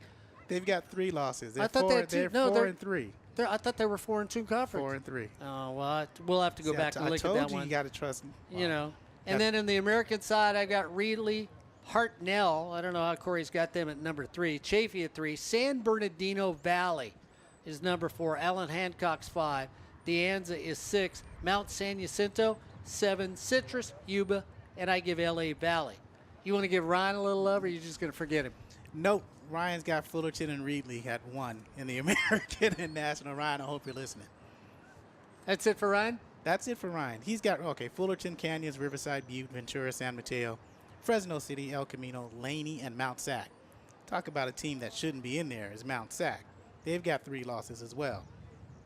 Then in the American, they've got Reedley, Chaffee, San Bernardino Valley, Allen Hancock, Reedley again. Reedley must be really, really good. Mount San Jacinto, De Anza, Citrus, LA Valley, and Cabrillo in his top 10 for the American division.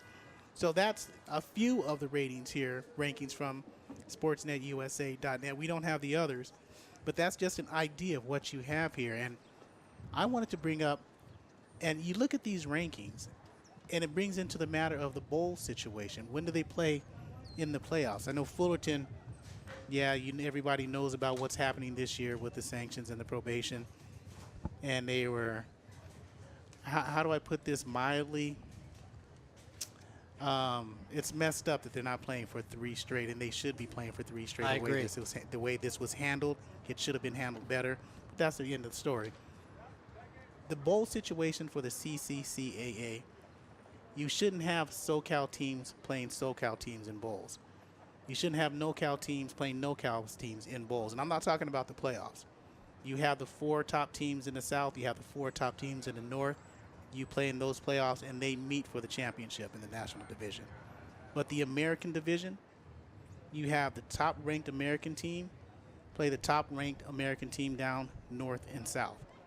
And then you have the rest of the teams, top 2 and 3 teams in the North play the top 2 and 3 teams in the South, and that should be your bowl games to grow your sport.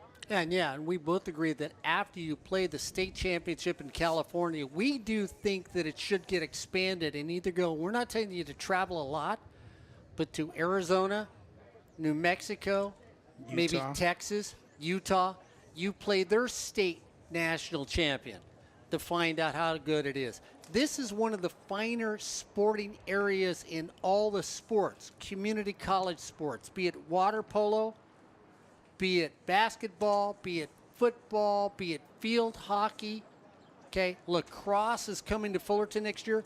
Community college sports need to be embraced, Corey Neyland. How many times have you and I seen players that have played community college sports at the next level? I was looking at the Hall of Fame the other day with Corey Neyland, and I said, Corey, I forgot Michael Cooper, the Los Angeles Laker, played community college sports. Yes, What, did we get a message from Goober National? Ryan Osborne. Goober National text you? Can't believe I said that. Ryan Osborne texted us. He says his is the most consistent. Consistently wrong, yes. That is correct. So, yeah, he is most consistent in these rankings. But I'm going to go back to community college. It was funny. I looked at you and I said, my goodness, guess what? I forgot that he played for Pasadena? Pasadena City And then College. he went to New Mexico. Yeah. And then he played in the pros.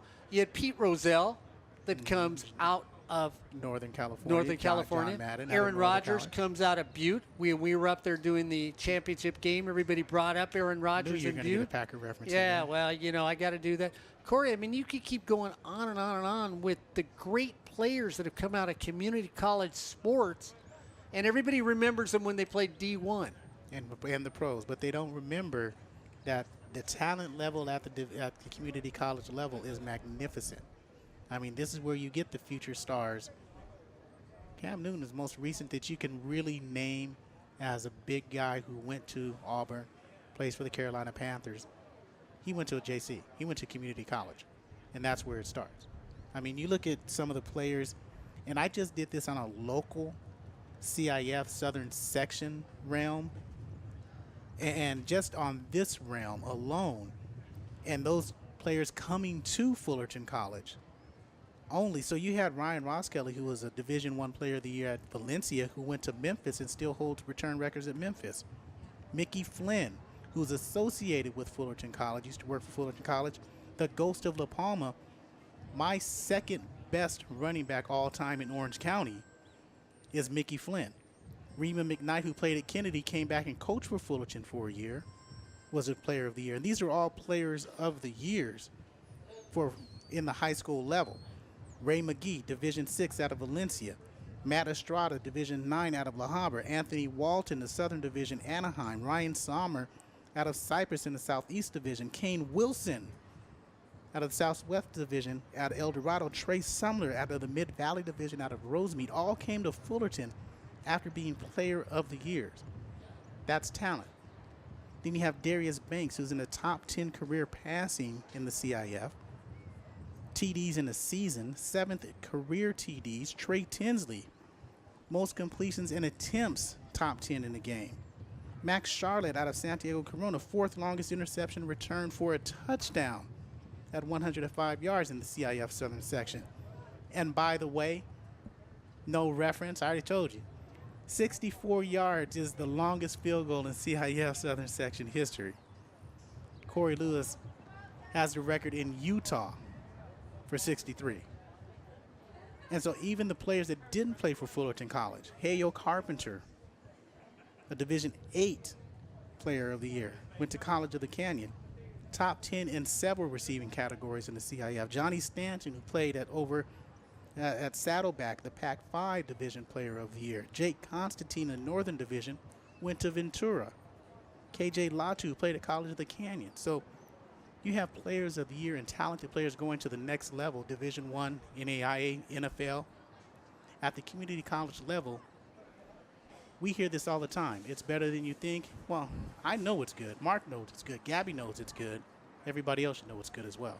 Well, when you think of names like Jackie Robinson, Valerie Briscoe Hooks, Joe Morgan, Pat McCormack, Warren Moon, Debbie Meyer, that all played community college sports, Bill Walsh, John Madden, Joe Gibbs, Lute Olson, and yeah, the man from Long Beach State, Jerry Tarkanian. Baseball people like John McNamara. This is where even Pete Rozelle, this is community college sports, people. I mean, I'm just naming Hall of Fame people all together when you think about it. You know, you look at Vermeil, you look at Terry Pendleton, who played community college sports. Al Gasparian, I can't even say Al's last name. Gasparian just blew that, one of the things in community college sports. Ann Heck, who went to San Diego Mesa and is one of the top in volleyball, was the head coach at Cal State University Long Beach for many years and took Cal State University Long Beach to the top in volleyball out of San Diego Mesa. These are nationally known names and international names that are connected with the sporting world. And Corey, they all came out of community college. So, I mean, that's the thing that we have to look at here on sportsnetusa.net. And when we think about it, and when we talk about the TV department and what's going on with them, they could tell you the people that have come through their programs on the community college level that are known individuals in the art industry and what they have done, where they have grown, what they have produced, what they have done in the art world along the way, be it a technician, be it an on-air individual. when you look at community colleges, you need to embrace it on all levels Real like quick, we Mark, do. And Noah's going down there with Janae to get Phil Austin as he comes out of the halftime, out of the locker room, And speaking of superstars, if they have a camera person. because I thought we were going to have some interviews at halftime. Superstar, Corey, 2 weeks, one that we knew, and we're going to call him a superstar just because. Basketball tournament here on sports8usa.net. Walt Simon, a superstar in his own mind. No, he was a superstar He was at the a community superstar. college level. He is, I still think he holds the record for most points scored in a career at the community college level, Walt Simon. Yeah, I know he holds a single season record as well. Then he went to Utah to play, played in the NBA, played overseas.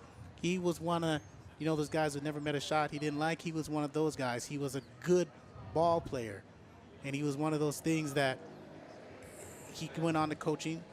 Coached at Vanguard. We saw him for years. One of the best interviews we've had because you talk to Walt and we need to fill 20 minutes. Okay, we can do an interview. Walt, how you doing? 20 minutes later, your interview was done. That's what we liked about Walt Simon. I mean, he was one of those guys that always had a smile on his face. I was happy to meet you. And the tournament's coming up in a couple weeks. We'll be doing Thursday and Friday night. November 8th and November 9th. First tip-off, 3 p.m. So 3, 5, and 7 for both nights for the Walt Simon Memorial Classic. And I'll give you those teams in just a moment. At the half, though, Mark, Saddleback, 30. Golden West, 21 at the half. So the Hornets come back on the field up by 10 against a very stalwart opponent, San Diego Mesa, here on Sportsnet, USA.net. And talking about Sportsnet, Corey, some of the games we'll get for that basketball tournament? Well, we'll see Fullerton because, it's their host tournament. But we'll also see San Diego Mesa again down with Perry Mason. Perry Mason. Well, you are old. Sorry, Perry. We got San Diego Mesa, San Diego City, and Citrus in one pool, and then Saddleback, West Hills, and Fullerton in the other. So Perry Webster is happy that we can get his name right, and we'll be out there. Boy, tell you what, that poll that you did, you just went below Ryan Osborne. No, never. He knows who Perry Webster is. I have the only good poll there. Ryan, that's why you do the coaches show here on sports@usa.net. You remember people's names.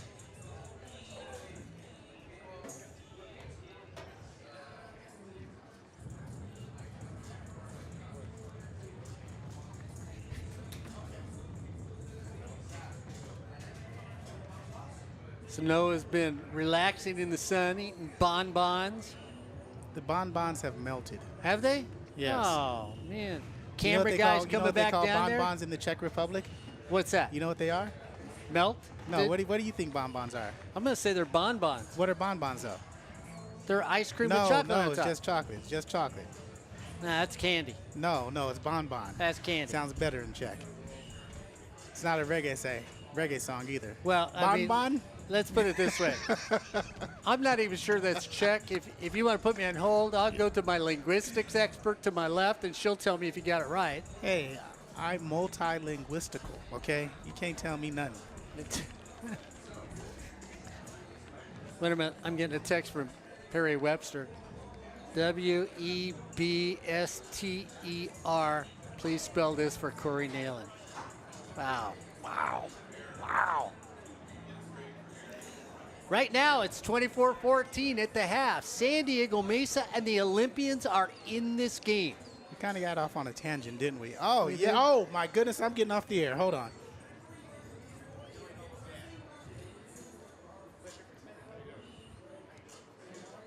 So Corey Neyland's going to bring some on air. Jeff Noble is coming on the air with us. A name that you're familiar with, that we sort of talk about. Leads the team in sacks, leads the team in tackles for a loss. And we talked about Jeff Noble, Joey Noble is his son. If those don't know, if you people don't know that, then there's a problem here. We have already talked about him. Cameron's right there. This is Jeff next to me. A little bigger than Joey. But, Jeff, I got to say, we've already voted Joey as Defensive Player of the Year. Okay. Corey and I have that opportunity. He's Defensive Player of the Year. Nice. But we were looking at his numbers from last year and looking at his numbers this year, a little the same, a little different. But this year, I don't know. He has just seemed like the game has become more fun for him this year, and he's lost control at the defensive line. Oh yeah, he's become a little bigger, stronger, faster. You know, he's trying to make his bigger name out there for him. You know, when you look at somebody like that plays on a Brian Crooks defense, I looked at Brian this week. I said, how deep are we at defensive line? He goes, about 9. You know, I know all these guys share with each other, but how much fun is he having this year? I mean, with everything that's going on, national championship last year. He's having a blast. He's just, he's trying to get his name out there, trying to, get to the bigger universities, see what he could do. He wants bigger, better things. He has high expectations. He wants to, be out there, shoot for the stars, and we'll see what happens. He's excited. Of course, we talk football, and you say he wants to get to the next level. Is he enjoying himself at Fullerton from an academic point of view? Oh, yeah. He has I believe, a 4.0 right now. He's loving his classes, his teammates. You can't get any better. He just loves the sport. You know what I like about him making the statement, you can't get any better, is you said he's got a 4.0. Yeah. And we hear the word student athlete. And, you're around it because you're the parent of a student athlete. And I'm sure people go, oh, yeah, student athlete, football player. Of course. But you can't get any better than having somebody who loves academics, works hard at it, puts the time into it, plays the game the way Joey is.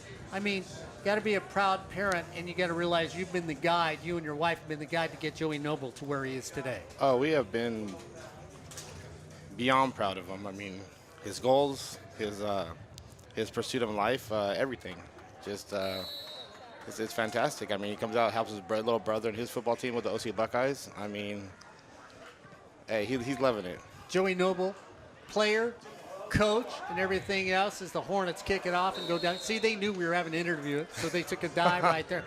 You look at this season as it goes on, you say he would like to go someplace. If he could pick, does he want to go to that big named D1 school? I know that we need to stay away from the schools themselves so nobody says anything to us. But. He's shooting for the, his goal is the NFL status. So it doesn't have to be a big exotic name, but he wants to get there. He's the man. And what's he want to do with the rest of his life? He was saying he wants to do business. Okay. He wants to eventually open a restaurant, working out. I'm a cook. I'm a barbecue. So he's like, Dad, we need to open a business when you get older. Well, you know what? Corey Neyland only eats for free.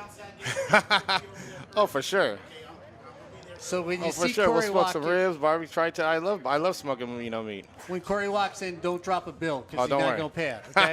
I'm just letting you know that. There you go. I always like to give love to the rest of the family before you go. Yes. Joey gets all the talk. You got any other athletes in this family? Yes, we have his little sister right here, plays for Beach FC, soccer star, and then we have Jaden, which is on the field in his little red shirt, water boy and ball boy right now. He plays for the OC Buckeyes, DN just like him, same athlete, doing fantastic. Mom and dad athletes? Well, I played hockey. The wife, the mom played softball, so. So an athletic family with Yes. academics at Yes. the forefront and a lot of love that goes around. A lot of love. Thank you very much for Thank coming you so on the much. air with us. We really appreciate it. I tell you what, All-American, great player who comes from a great family, and that's why he is an All-American champion, because of somebody like his dad who I just met and the rest of the family coming in here. Corey Neyland's already got a table set for 4 and eating for free here on SportsDayUSA.net. The Noble family, academics, athletics, and food. Corey Neyland, you got to go over there sometime. They'll help you get that PhD you're searching for. As the Hornets come out. Pretty hungry, darn it. Second down and 2 to 4. I thought he said he had a restaurant now. Juwan Johnson picks it off, drags it off the ground. Well, you know what I'm looking forward to for the rest of the season? Barbecue. Mount Sac tailgating. There we go. Now you know why. Cleveland golf. That's why we're going over there. Grass Jensen coming back. Look in the middle of the field. Juwan Johnson can't bring it down. What a great interview. Joey Noble, 4.0, Corey. So not only is he a monster on the field, he's an academia person in the classroom. You know, Joey, congratulations. I wish you the best, and I hope the best teams in the nation come after you and offer you what you deserve. Well, you heard it here first. The Defensive Player of the Year this year. I told him no matter what said, no matter what anybody says or votes for, that's the truth. And I'm going to tell you, if my partner to my right, as we do behind the back, as Lucky Avenger in for the touchdown, left flag on the play. There's two. It's coming back. They're going to call holding against the Hornets. And if you have Lucky a was replay, there. if you have a replay, we'll take it, because if you want to see what happened on that, I'll show you why they're going to call that a holding. But if not, here's your replay here. The same play as Lucky went all the way, and they're going to call James Stanton with a hold. The problem with that play is James Stanton turned the defender around without holding and had him pinned. The defender was nowhere near the play, out of the play, and they call that hold. I don't like the call, but they're going to call it even if they had no bearing on the play whatsoever. So they bring it back to the 40. Jensen comes back. Here comes pressure down the middle of the field. Not on the same page with his receivers. Then as Houston stops. So Jensen looks over the sideline trying to get it. And I'm a little surprised that you don't go back with that play. You and I have talked about it before. Back to back. Nobody's waiting for it. Here's what I do. I just go a straight-up run play. Just straight-up runs for 5 yards. Let your offensive line redeem themselves and take control of the game. Jensen brings them out. We're going to get timeout, San Diego Mesa. So San Diego Mesa with 13:35 to go here in the third quarter. It's the Hornets 24, the Olympians 14 on sports@usa.net. That's a tough timeout to take, because it's third down and, what'd you say, 20? Yep. And you're in control. You're setting the tone on this defensive stand. So at third down and 20, you've got to bear down and stay packed. But you have to burn a timeout in a close game by 10. Might come back to haunt you later. And I got to quickly go back to you. Why do you say Joey Noble, no matter what anybody else says, is Defensive Player of the Year? Because with these allegations, probations, and sanctions, and whatever you want to say that's going on with Fullerton College this season, why you don't see Tim Burns out here as a head coach, why you see they can't repeat for the third time as a national champion, which is wrong, but still, they'll find a way to penalize not only the team, but the individual performances that Fullerton College has made this year. And if they do that, that's going to be a travesty as well, because all these games count. They got a chance to win the conference, but you can't penalize the players because of that. And there is a atmosphere that that's going to happen. And if it does, we'll make up our own and give out our own awards. And we'll be doing that the last game of the season against Mount Sac. So make sure you're with us, Corey Neyland, myself. If Ryan Osborne's free, we'll have Our him. sideline reporters will have that as well. Okay. Gresh brings them out. San Diego Mesa needs to make a big stop here. Jensen looking things over. 24-14. We just started the second half. Straight dive play up the middle, gain of 3 on the play. So they do what Corey Neyland asked to do. Hey, let them redeem themselves. But San Diego Mesa was ready for it. And Corey, big stop to start the second half for the Olympians. Especially when you get a 50-yard touchdown called back. That's special. That's special for you, because now you got a chance to grow. But again, Fullerton's defense has really played well. We'll see if they step up. Hunter and Irving back deep for the Olympians. Corey Lewis gets it away. It's going to hit. They decide to just let it bounce. And it's going to be down at the 24. With 12:52 to go, it's the Hornets 24, the Olympians 14 on sports.usa.net. Got a hockey game coming up, maybe a little softball. Hey, I don't know, let's put a baseball team together. Well, if I'm going to get my jerseys and my uniforms at EliteSportsUSA.net. Any color I want at EliteSportsUSA.net. I need my face on the front of the jersey. I can get that at EliteSportsUSA.net. Somebody else's face, please. Oh, okay. I'll get Gabby Neyland's face on the jersey. There you go. At Elite Sports USA. They've got what you want. If you need that jersey, get it at EliteSportsUSA.net. San Diego Mesa comes out quickly, throws it to McManus. McManus goes down and gets it right at the 28, gain of 4. Good hands by McManus because it was tipped again by Joey Noble.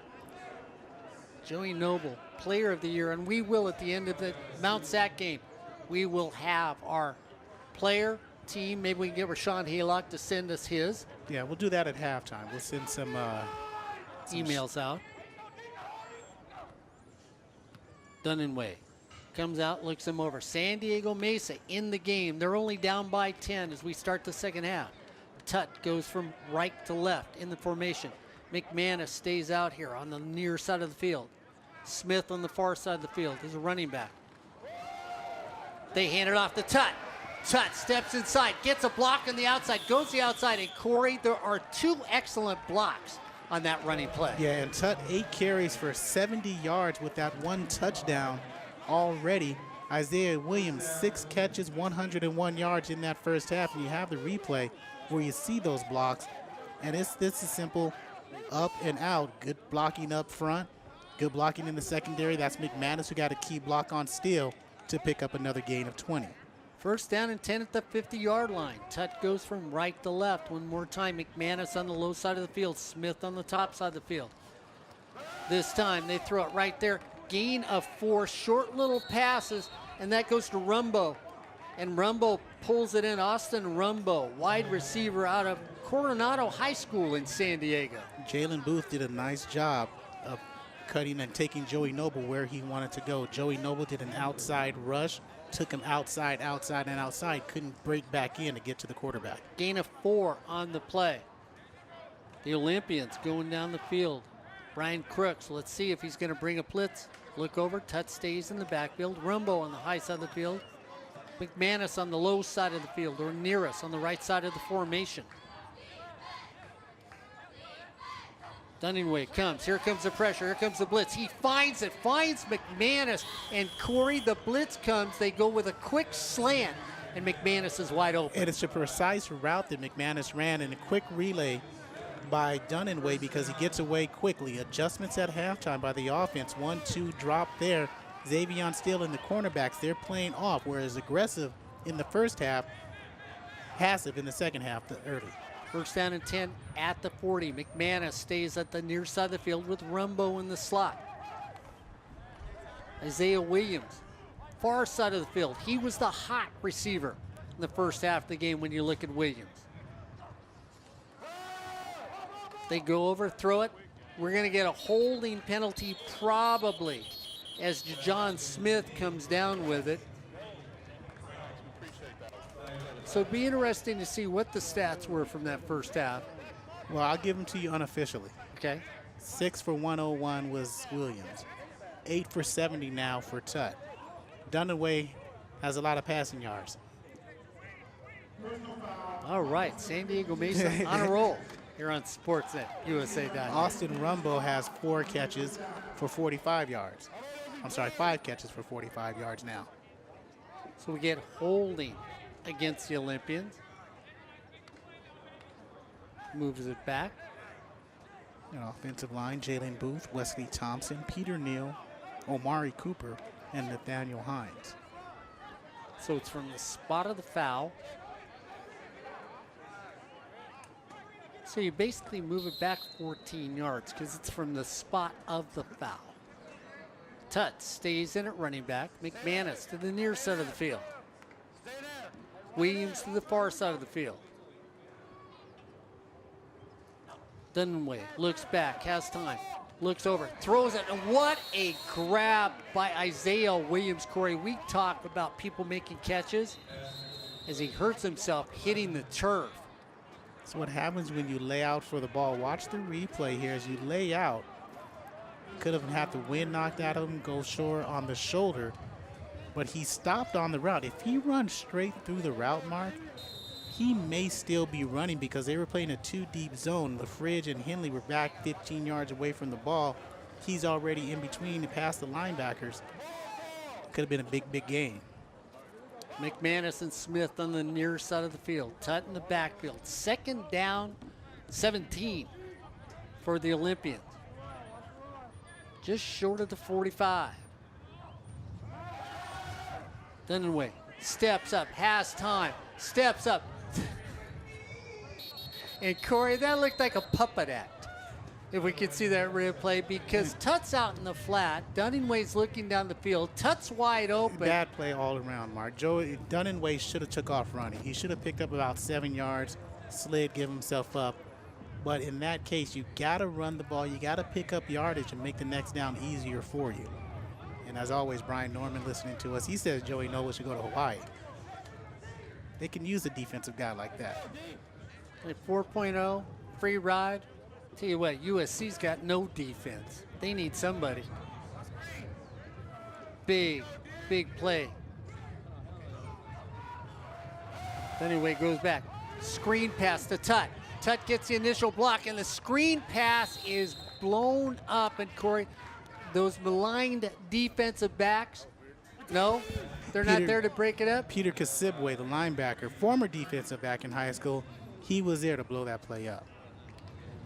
And you're saying that he could possibly be a safety at the next level, right? Yeah. I think playing linebacker at Fullerton College has just increased his value as a player when he gets to the next team. Because he played safety in high school, you're wide range. I mean, because you are playing linebacker now, you become a smarter player when you're playing linebacker. You know everybody's position as a linebacker. You move back to safety, that'll make you more deadly. So Dunaway looked like he was going to go for it. Does a little kick, and Corey, that isn't what they wanted. It hits the ground the wrong way, and it's going to go all the way into the end zone. And the defense and the special teams were confused because Dunaway was still in there. But on the punt. Yeah, you hate that. Now, I'm just wondering if there was a timeout called by the Hornets or what.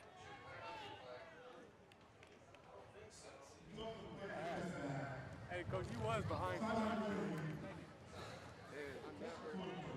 Oh, okay.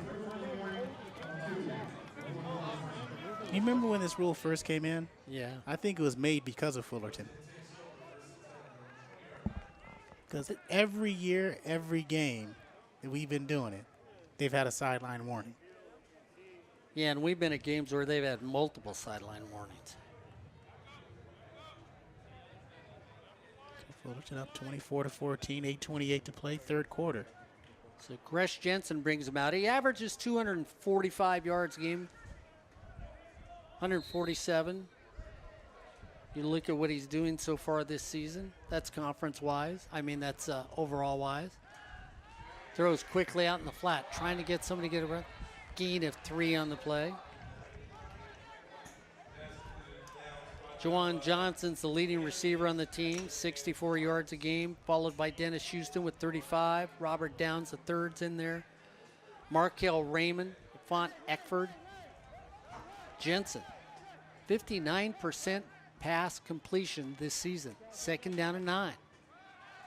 Goes up quickly, throws it out. Now, all of a sudden, Corey, they've picked up the pace offensively against the Olympians. And they're going to have to because they have no offensive rhythm. Markel Raymond down here in the low side of the field. Go ahead. I'm going to say, you know what? 50, 40, 30, touchdown, Fullerton College. 64 Tim yards. Allen. Tim Allen. And Corey, everybody just stood there. Honestly, in youth football, you call that a look in, but it usually goes to the tight end in the middle of the field. This one was just a look out to Tim Allen at the sideline, and it just looked like people didn't know what was going on. And by the time they knew what was happening, Tim Allen was running away. So Tim Allen. And the Hornets get on the board when they need to. Just when it looked like San Diego Mesa might do something, ball is spotted, kick is up. And the kick is good.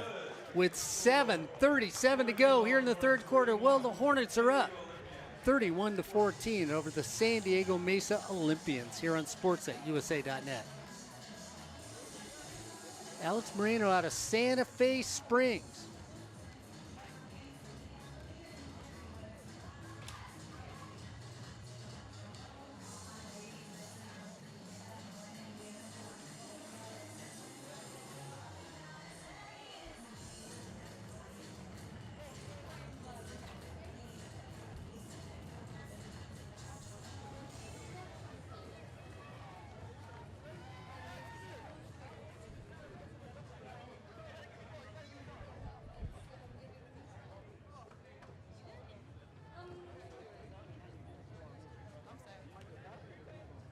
So the Hornets get on the board. They're up by 17 here in the second half of the game. As it really did, it looked like a play that had absolutely nothing going on here on sports@usa.net.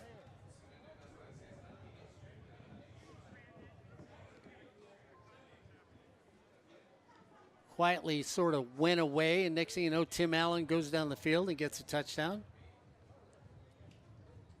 So Tim Allen gets on the board.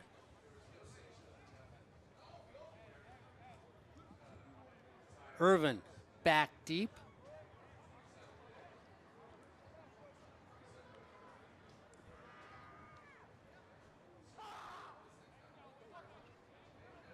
And, you know, I think San Diego Mesa, you look at the head coach over there, Gary Watkins, is probably trying to talk about that last play. The officials called it a touchdown. So we'll stand.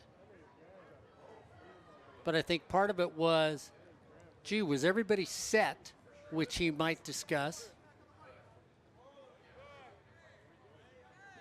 So we have timeout on the field with a discussion of the white hat down there, seeing what's going on. Hornets 31, San Diego Mesa 14.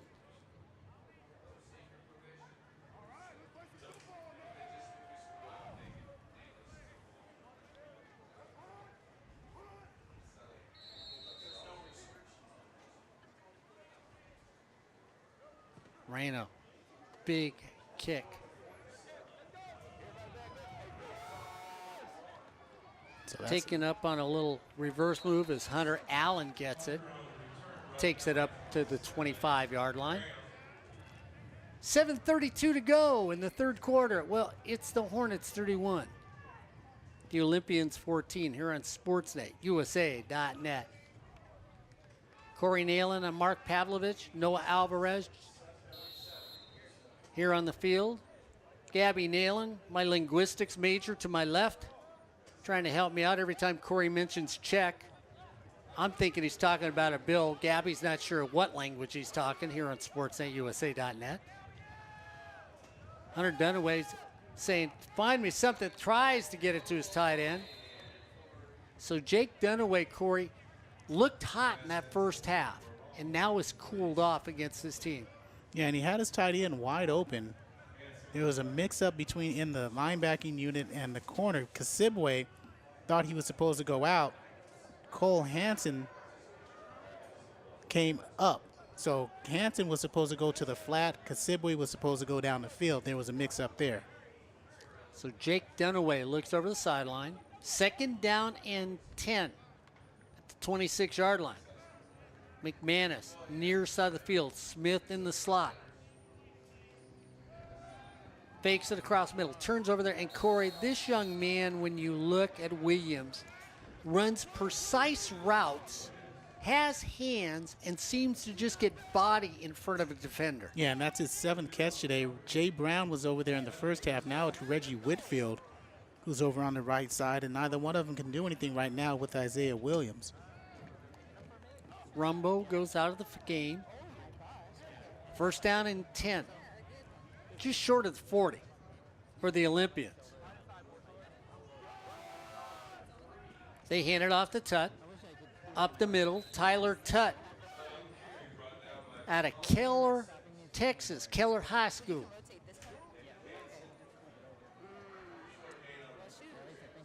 Gain of about 3 on the play. And he doesn't look 5'11", 225 up here, but that's what they've got him listed at. Looks bigger. That's what I'm thinking too. McManus again with Smith out here. Anyway, fields it, and Corey, the pressure just again for another sack by that Hornet defense. Phil Thurman, I think that's 5 sacks for Joey Noble, or 4? Yeah. Okay. I'm going to give him 5 then. 5 sacks unofficially for Joey Noble. And you saw the replay there. He just works and works and works and gets the sack. So that's 5 sacks here. So that's 11 for the season.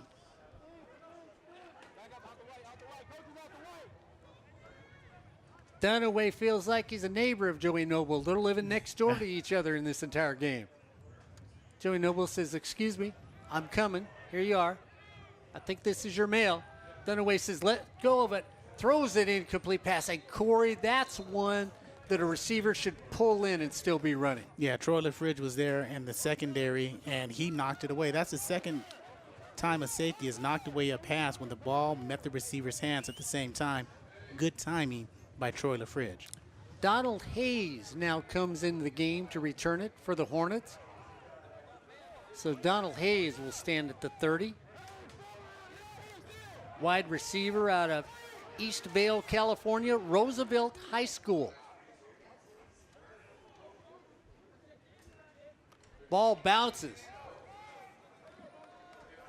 Hayes has it hit his hand, catches it, puts his foot into the ground, turns up the field at the 30, at the 40, at the 50, at the 40, waits for a blocker and then gets knocked, stays on his feet, doesn't go out of bounds.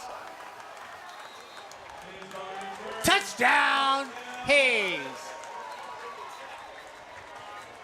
And there's no flags. Donald Hayes, his first action of the season, his first touch of the season.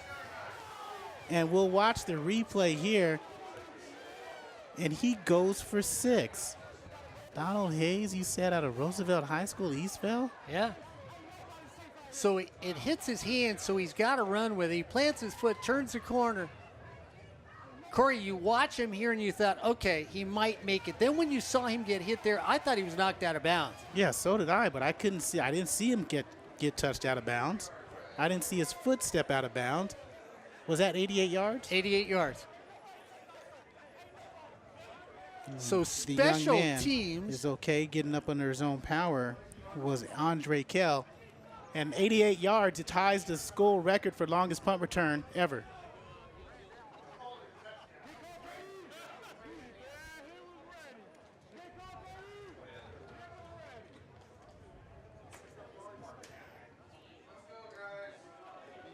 Corey Neyland's going to make sure our SID knows that that's a record.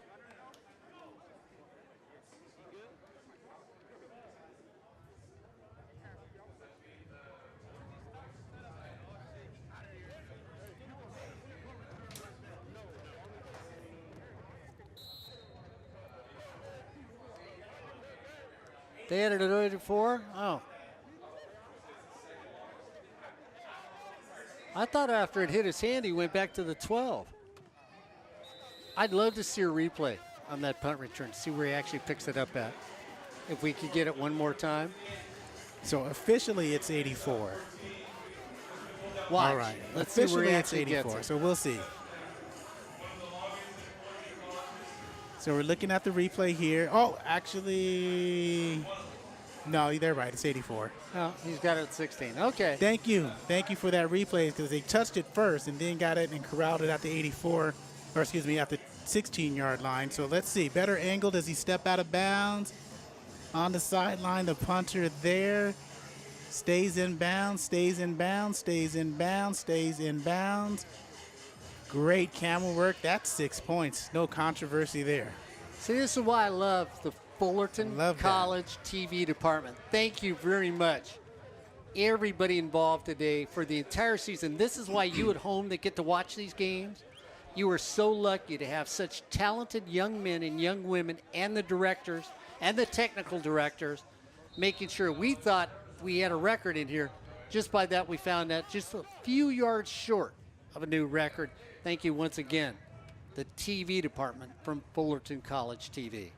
Fullerton, a little pooch kick, signaled for a fair catch, as the Hornets are now up 38-14 with 5:15 to go here in the third quarter on Sportsnet, USA.net. So Alex Bernstein still holds the longest at 88 yards. He did that in 2012. That was the year before Tim Burns, as a head coach, got to his first national championship game. That was against Butte. That was a nice trip up. It was. It was a long ride home. Had nothing to do with the outcome of the game. It was a long ride home. Dunningway quickly comes out, fakes it to Tut, rolls out, finds his tight end who just cannot catch the football. Kevin Levesque, or Levesque, however you want to say it. I'm going to call him Levesque. That sounds better. All right. I'll call him Kevin.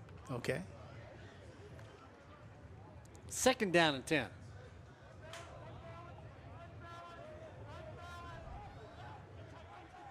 Dunningway looks over, hands it off to Tut. Has had a good day, cuts back, and Corey, really, that has been his running ability today, to cut back against the defensive traffic when he's hit the line of scrimmage. Yeah, and that's what it's designed to do, so he can pick up those yards. You saw a guy out of San Diego, played high school in San Diego, do that, made the cutback or that zone blocking scheme famous. He went to the Hall of Fame in Terrell Davis.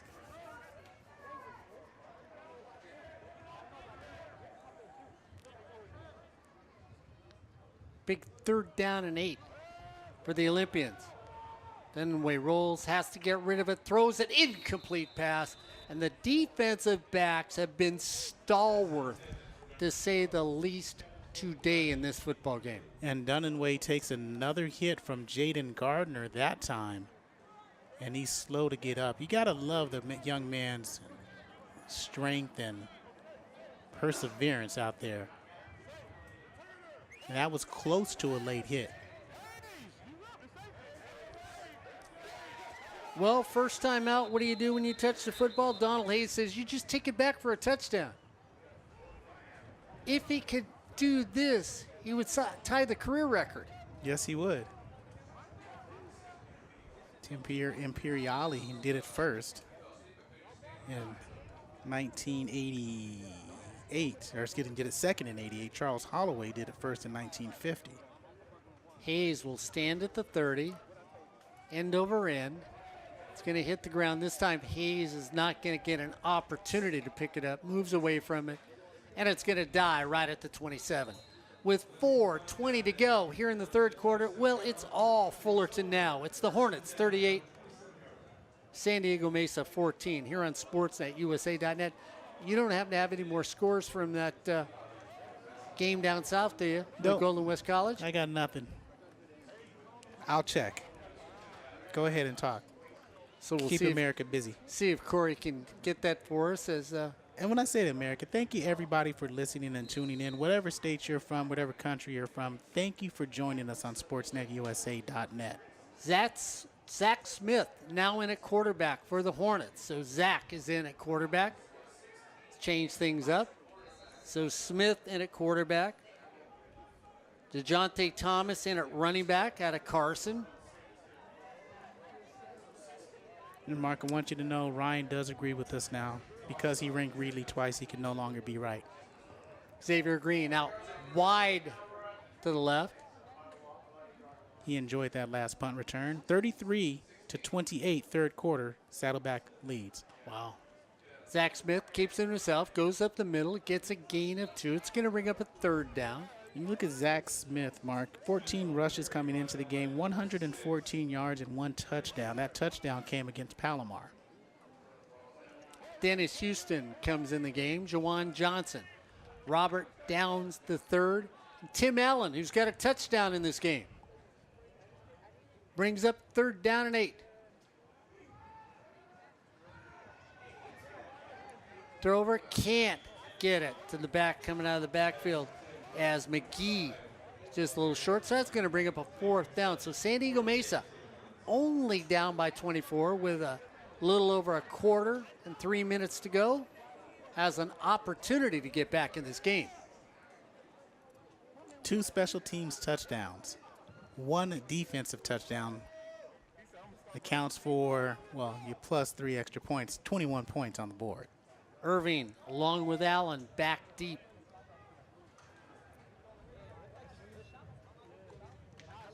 Irving and Allen wait for it.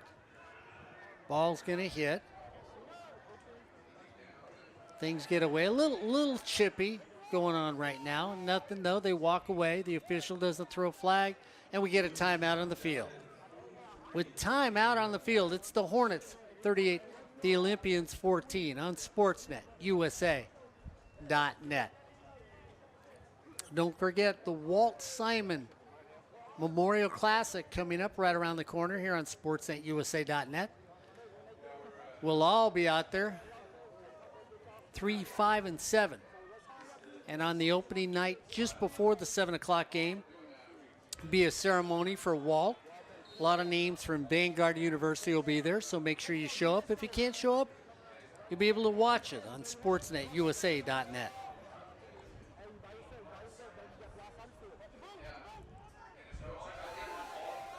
Talking about Walt Simon down to the left of us, Corey, and they said Walt Simon that went to Arizona Miles as Simon. Irving is in the game. They're talking about Miles, his son. Oh, okay. National Championship 1997 squad for Arizona.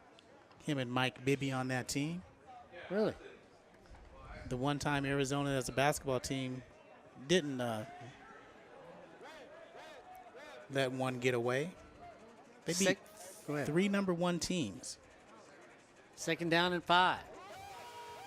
Dunaway says, help me. I'm in trouble. Somebody show me an open door, and we get a flag on the play because he's flat on the ground. And that's a stupid play by Shane Darso, because there was no need to push him after the throw. There was no need to do anything but just let him throw the ball and run out of bounds. But Shane Darso, that's his 2nd personal foul, and it's going to be an automatic 1st down.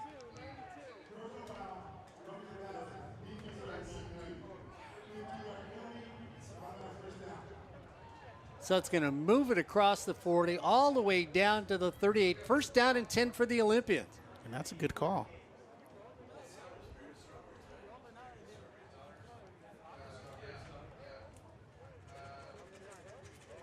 McManus on the near side of the field was in action for a while, but hasn't seen the football lately. Isaiah Williams to the far side of the field. He's only got 1 catch today. McManus? McManus, yeah, he leads the team in receptions as well, but he only has 1 today. 1st down and 10. Right at the 38 for the Olympians. The blitz comes up. Dunaway says, I'll take it anyway. Fakes it. Looks for an opening. Goes up. Tries to get it to Isaiah Williams. Just overshoots him a little on the play. Yeah, and Isaiah Williams looking for the contact instead of running through his route. Better opportunity to make the catch. Don't know if he would have made the catch, but he would have had a better opportunity. But again, the rush, the pressure by the Hornets, it's been devastating today.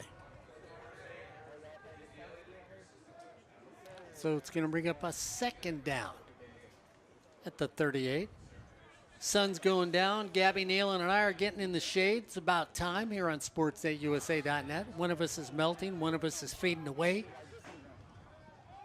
Dunaway says, I'm going to run it. I'm going to throw it. And Corey, that's where you talk about decision by the quarterback. He's got the whole left side of the field wide open for 10 yards. He doesn't tuck it and take off running. Yeah, you like to see him move around a little bit more. It creates uncertainty on that that defensive line when you don't know what the quarterback is going to do.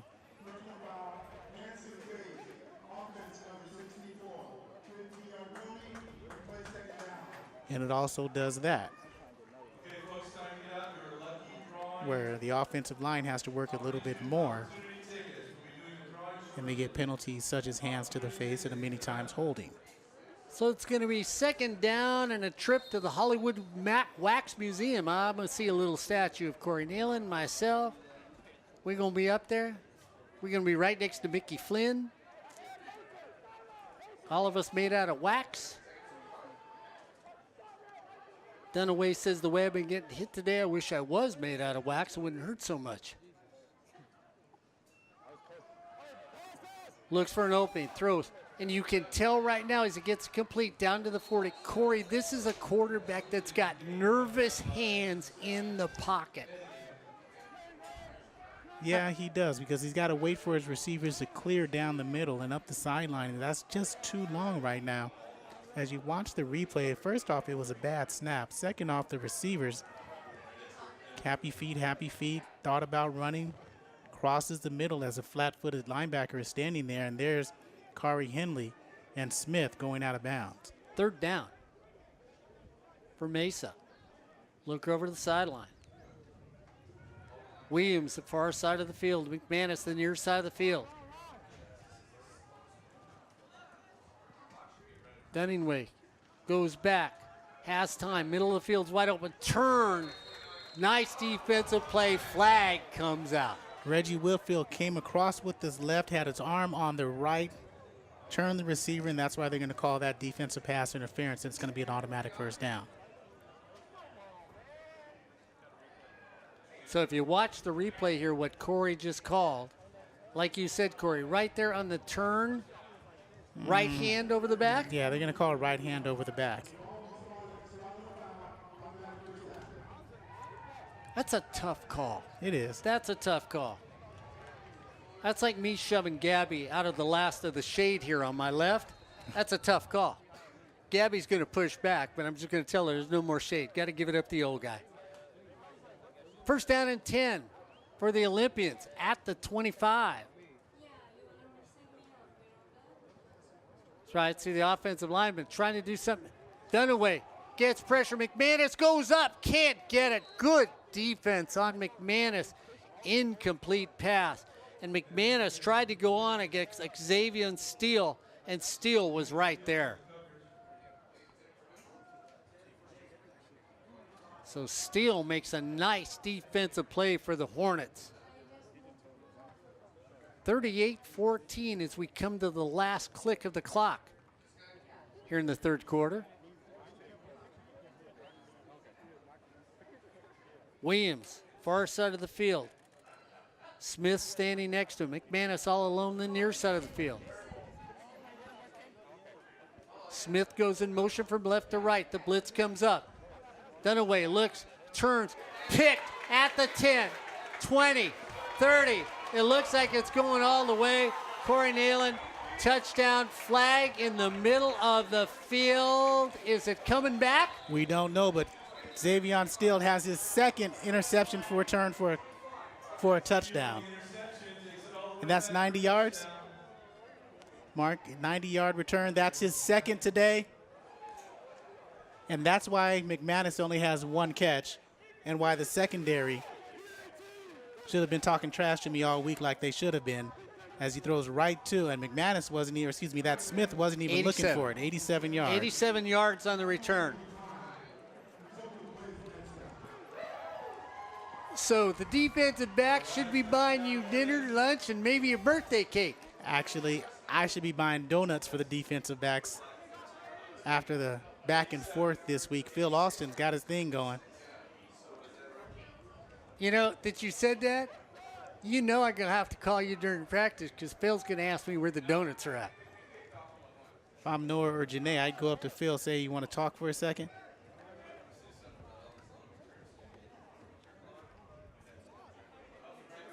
Well, Noah, if you can get Phil Austin to talk to him, if he's got something to say to Corey Neyland that can be aired on SportsNetUSA.net.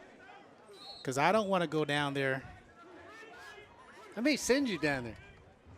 Noah, ask Troy LaFridge if he's coming up to the booth. Number 3. Say Corey Neyland wants Tell him to look up in the booth. Tell Corey Neyland wants to talk to him.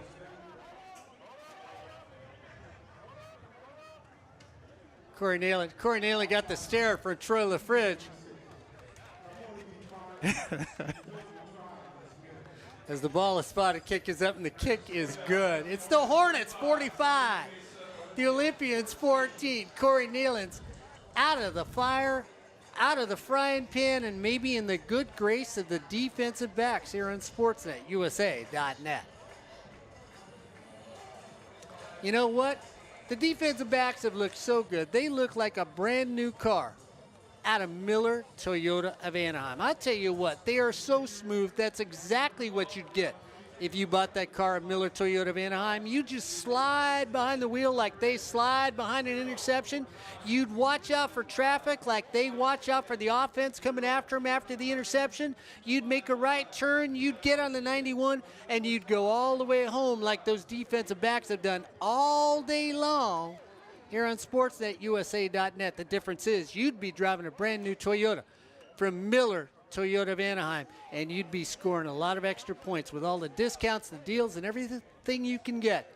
Located Euclid in the 91, Miller Toyota of Anaheim is a proud sponsor of high school sports, community college sports, but most of all, education. Squibb's kick right down the middle of the field. Taken there by Hunter. Hunter tries to stay on his feet. Finally makes it up to the 35 and it's down there. So it's the Hornets 45. The Olympians 14 on SportsNetUSA.net. Watch the replay as Hunter Allen took it. Aggressive running on the outside. This time they don't fake the return, or excuse me, the reverse on the kickoff. And so he catches at the 14-yard line and just moves down the field. And if he gets that block, or if he had that block ahead of him, he could have gone for much more. So first down and 10 on the 36. The Olympians down by 31. Dunaway hands it off to Tut. Tut gets it right across the 40 and then gets taken down with a textbook tackle. Jay Brown says, look me up in a dictionary under form tackle. And that's what Jay Brown did.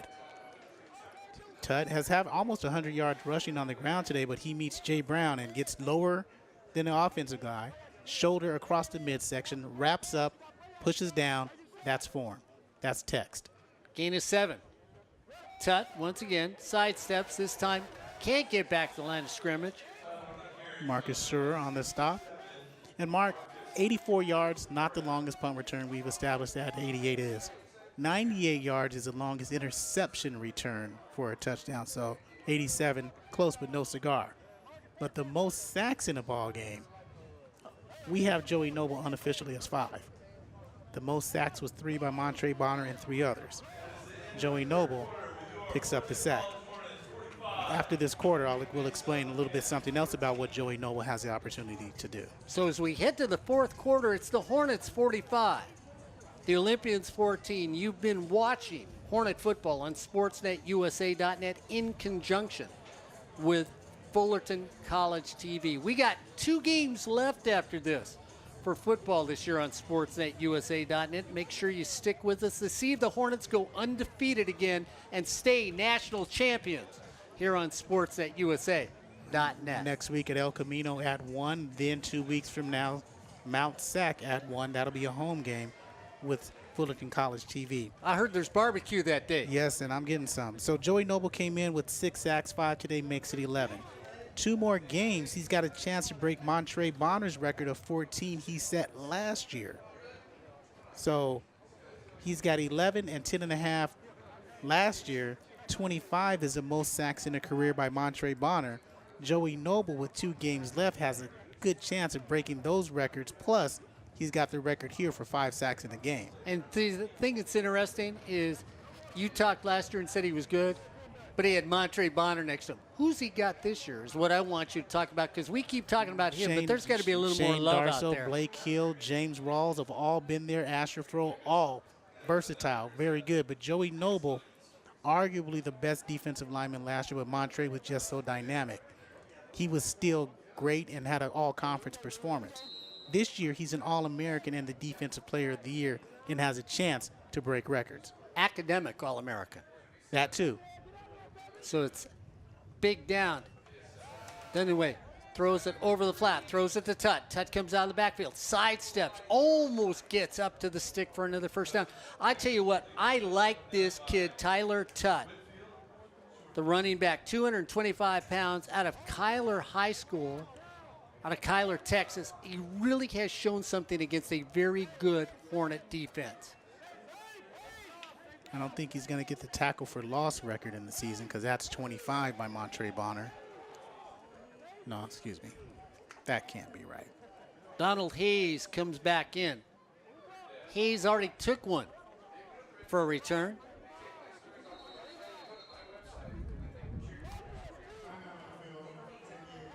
So we have timeout with 14:17 to go on SportsNetUSA.net. The Hornets 45, San Diego Mesa 14. Don't forget, we got a little Fullerton College volleyball next week on SportsNetUSA.net. Remember to watch the Coaches Show. Ryan Osborne, Janae Price, who's down on the sidelines today with Noah Alvarez. Always on the Coaches Show with our friend Ryan Osborne. Make sure you check that out every week. We're in week 9 right now.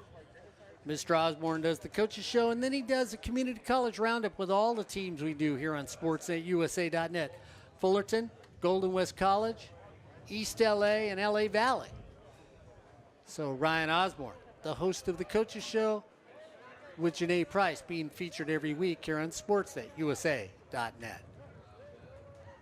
45-14. 41-point advantage with 14:17 to go here in the fourth quarter. You know what I'd like to see? What's that? Running clock. Time keeps on slipping. Dunninway's probably saying, I'll take a running clock right too. Hands it off to Tut. Tut gets missed at the 40. Cuts the outside. Stays on his feet. Across the 40 down to the 38. And if he wasn't over 100 yards before that run, he's over 100 yards now. Big look at this replay, and you've got to watch the way this young man, he cuts back to the line of scrimmage, finds a block, sees the block there, cuts the outside, finds the opening between a block again, moves down the field.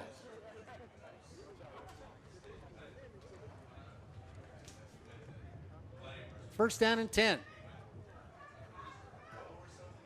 Gabby Neyland communicating with the international world here on SportsNetUSA.net.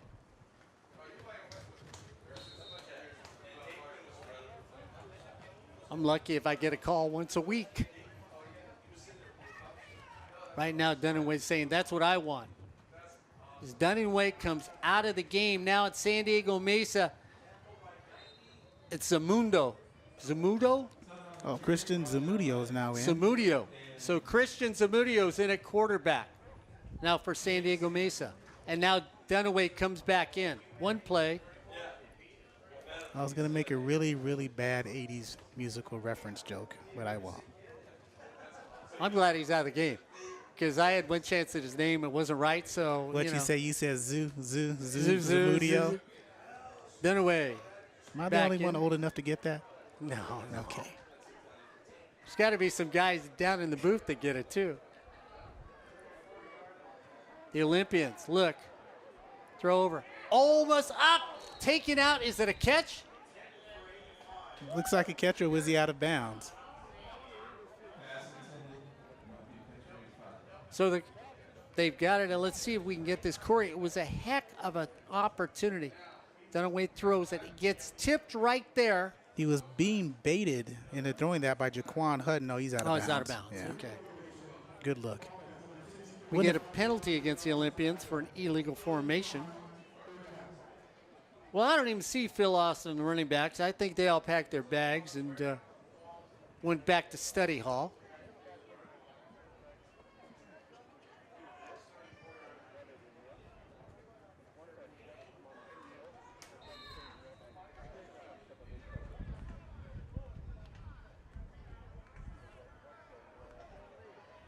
Jake Dunaway brings them back out. Trying to find something that'll work for the Olympians. Goes back, 3-step, tries to throw it in the flat. Okay. And if that doesn't just sum it up, Watch Joey Noble again. Who's going to be the defensive player of the week this week, Phil? Joey or Xavion? Put them both. So you see the pass breakup. That's his second pass breakup or deflection today. 5 sacks, and equals total tackles for loss as well. Three tackles. It was offside, so take away that one. Then you have Xavion Steele. 2 interception returns for a touchdown. Locked down the team's best receivers. Took away the left side of the field. Both of those guys are going to be all conference this year. Jake Dunaway says, second down. Not much to go. I'm going to hand it off to Irving and hope he can do something with it. Hit one more time, I don't know. Hands it off to Irving. Irving goes off right tackle, stays on his feet, gets hit, gets across the 20. Tough little run by the Olympian to get a first down.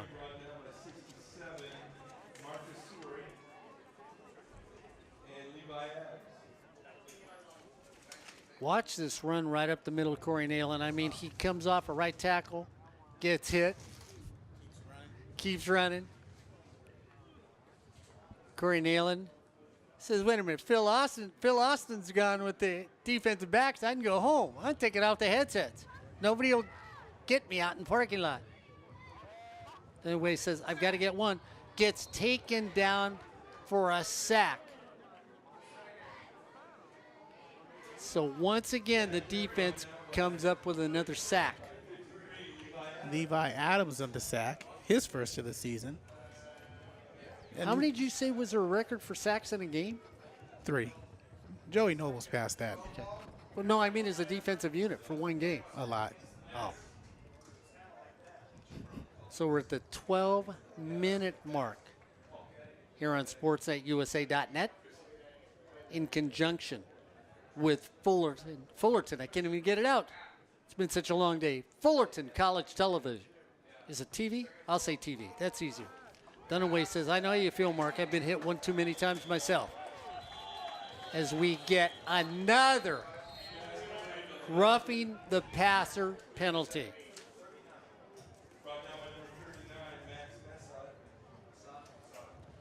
Asher Froh is going to get that one. So Asher Froh, let's watch Asher Froh on this one. Goes back, throws it. Yeah. Asher Froh takes 2 more steps after the ball is thrown. That ain't right. I mean, you guys got to be smarter than that. You're already up by, what, 31 points? Yep. No need for that. 94. Asher Froh. So new quarterback in the game. Christian Zamudio. Zamudio drops it, picks it up. So it's another sack for the Hornet defense. Shane Darso. You got the editing machine here going. 5. Okay, so unofficially 5, 6, 7, 8, 9. Okay, I'm going to go 11 sacks in today's game. Okay, yeah, I'll go 11. Okay. Cal State Fullerton to my right. It's got 11. At least 9. But I'm going to go 11. See, this is why he wants that free barbecue, because this is how we divide a bill. What do I owe you? 11? 9? 8? 6? We divide 3.5. Yeah. Zamudio says, I've just been sacked again, so even if you were wrong, Corey, I'm going to give you another one. That's going to go half a sack to Froh and Adams. So watch Asher Froh and Levi Adams. Zamudio, I say, oh, you know what? I got nothing. Let me just fall. That's going to go to Froh. 94 with the tap. So we're going to move him back a little deeper. And I tell you what, if I'm standing on the sidelines and I'm watching what this defensive line that does somebody, and they bring me in the fourth quarter, well, you talked to Brian Crooks this week. I'm taking an Eli Manning too. Yeah, you talked to Brian Crooks about the special unit. He's not going to say it's the best he's ever had, but it's one of the better units, one of the best he's had. He said it's 9 deep, and he can't remember being that deep as a unit. Ball came out, but they're going to call him down. And that's Blake Heel. So this is just Mark. Okay, so they go 9 deep. I think all of them have a sack today. So, yeah, there's 11 sacks. And watch the replays. Just another bad snap. Can't go to the outside because Darso's there. Should have taken a knee there. And then Blake Hill forces the fumble. Yeah, that was a fumble. That was a live ball that came out. Yeah, picked up by his offensive lineman who said, let's just end this. It was 24-14 at the half.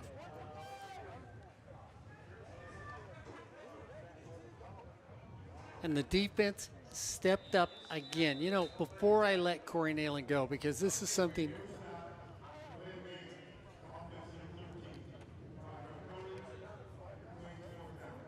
we've been around for 18 and 16 years, respectively, calling these games. It seems like every year, as good as the offense is, does it not always feel like the defense is the dominant side of Fullerton College? You have to have a solid defense. You have to be dominant. That 2016 team, that was a great defense, but the offense was more dominant. Last year's team, nice.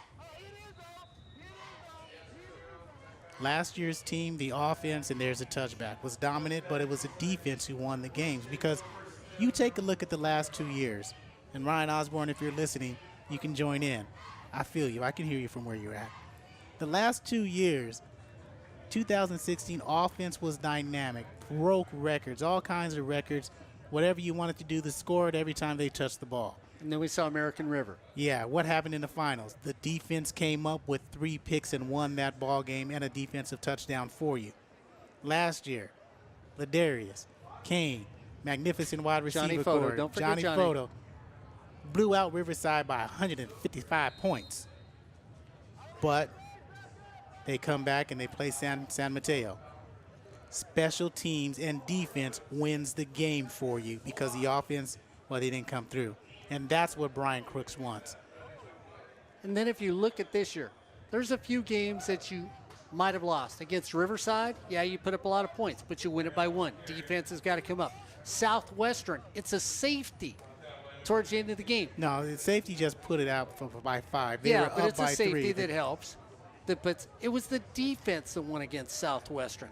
Defense had to win against Golden West College to start the year. It just, Corey, I don't know, it feels, I love Coach Campbell. I love Garrett Campbell. I love his inventiveness. But it always seems like we go back to the old guy. Brian Crook's defense to save everything. They say defense wins championships. Offense wins championships as well. And the defense, and there's unnecessary activity out on the field as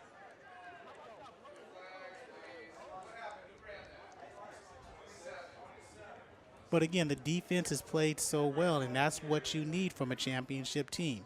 Brian Crooks, Phil Austin, those guys have a championship defense. And when they go undefeated this season, I'm going to crown them national champs. So am I. So am I. There's no doubt. And I'm like you. You want to play us? Pick a field. And then I'm going to stop harping on the defensive secondary. Phil Austin. I don't know what I can say bad anymore or criticize anymore. Phil Austin, this call's for you. Corey Neyland says, you guys the best. Am I going to put him there? No. Okay. No. Corey Neyland's still going to reserve that for another day. So the Hornets just playing out the clock now here in this quarter. They're up by 41 with a 7-11 to go. I just like the fact that they make me eat my words every week. I love that. So Quinn Commons comes out of the game. Zach Smith comes back in. So near side of the field, Xavier Green, Zach Smith in at quarterback. First down and 10 at the 35. We get done with our rumbling here. Try to turn the corner, grab a little jersey, grab a little helmet, thrown out of bounds. Devin Moore, the running back on that. Devin Moore out of San Antonio, Texas. Watch Devin Moore here on this replay. Gets it hand off. Typical sweep, try to seal the edge. Devin can't get there, gets thrown out of bounds, gets hit right there. Nice job by DJ Dotson out of San Antonio. 47-33 31 Saddleback with 4:07 to play over Golden West. LA Valley, 27-10 lead in the third quarter over Glendale. And it's straight up the middle. All the way down to the 40. So that's Eric Graham out of Prattville, Alabama. So everybody's getting out there now. Brings up a second down. Moving to third. So third down and 7 right at the 40-yard line.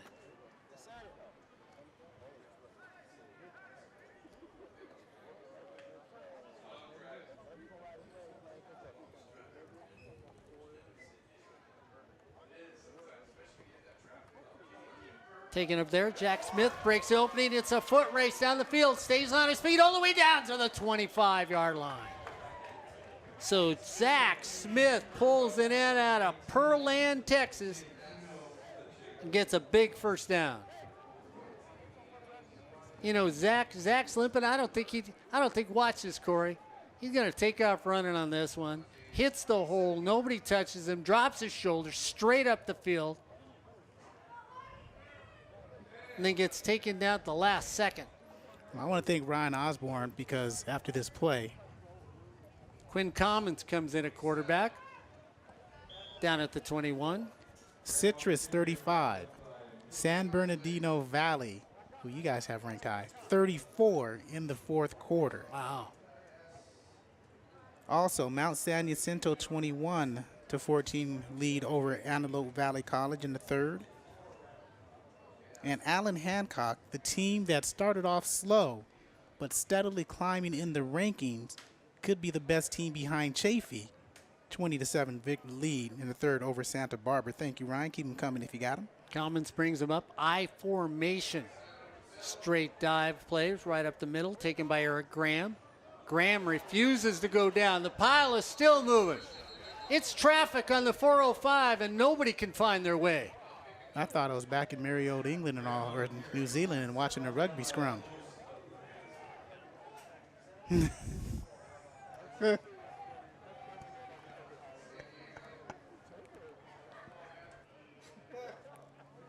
They don't want to start me, do they? Oh, that was nice. First down and 10 for the Hornets. 4 minutes to go here in the game. The Hornets are up by 2 minutes. First down and 10. Straight drive play up the middle. Down.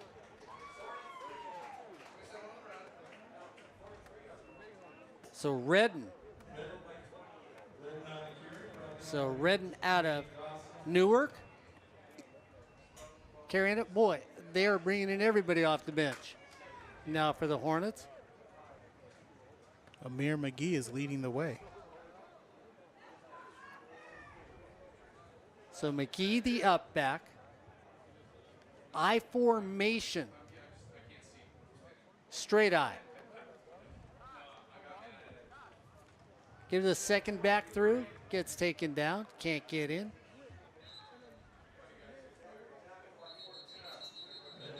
So we get a little official timeout on the field.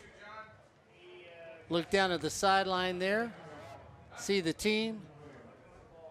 I can't tell if that's Coach Miranda over here on our left.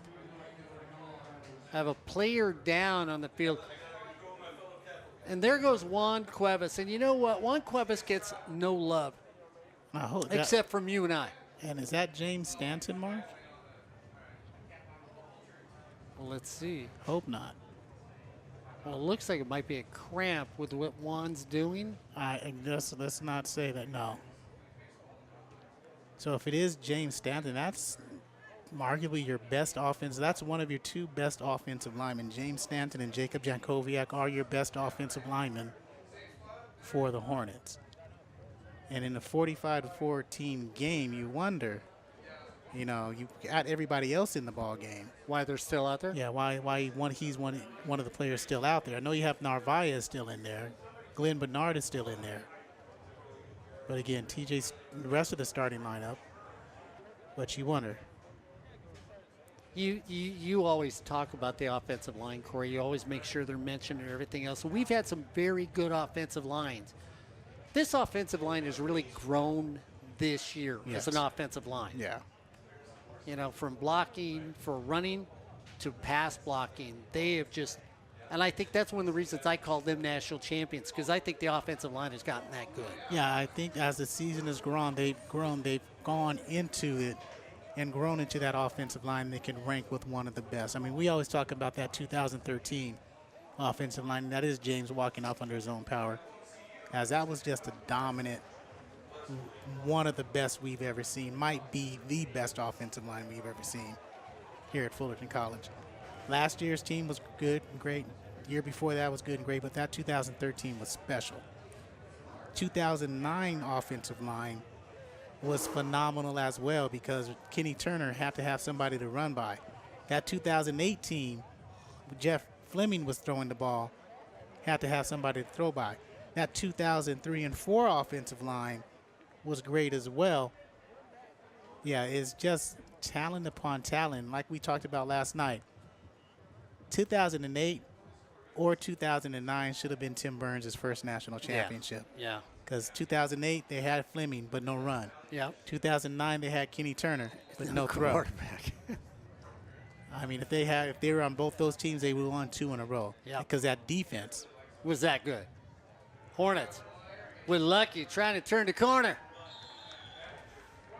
Gets taken down for a loss on the play. Yeah, because that defense was something special. Because they had the likes of Leah Geary in 2008, as you see the replay. Conroy Black in those years, and Lucky had nowhere to go. It was just a good stretch. And way to stay at home, Junior Salas. Excuse me, DJ Dotson. Tyler Beckwith out wide to the right, near side of the field. Quinn Commons still in at quarterback.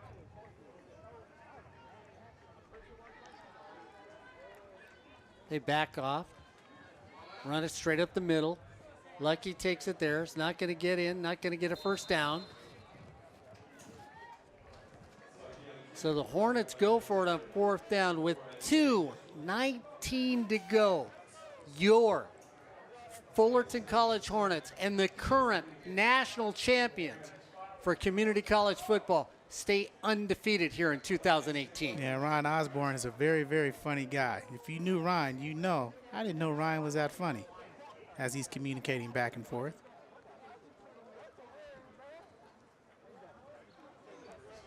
Just saving things for something special in the last game of the season.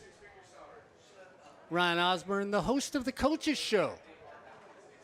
Last week, talked to Quinn Commons and Peter Kazibwe. 2 good interviews last week. Ryan and Janae out there. Hector Pandura with the editing to help Ryan. Ryan, it's okay. You can tell everybody when you walk in the field, you know Corey Neyland. You won't get hurt this week.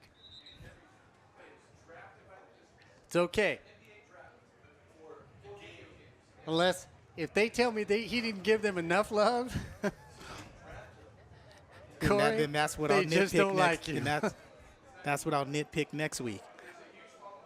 I don't mind that. San Diego Mesa comes out with 2:19 to go. It's been all Fullerton. Up by 31 in this game. Special teams, defense, everything else. Running game, if you're San Diego Mesa, we see a flag behind. But Corey, if you're San Diego Mesa, and I know there's nothing good about a loss. I understand that. You know what you found? You found a running game against a very stalwart, tough defense that you were going to give up on it. You got a running attack with this Olympian team. Well, whatever Gary Watkins is doing over there in San Diego. It works. Yeah, you like what he is doing over there in San Diego. Because he's one of those guys who has a vision, knows what he wants for his program, and he's going to get that program to the next level. If they stay in the national division, whatever. They were 9-2 last year in the American. They went to a bowl game, the bowl game last year, and beat Santa Ana 37-34. A good Santa Ana team last year. You only see good things from this point forward for San Diego Mesa, their first year in the national division.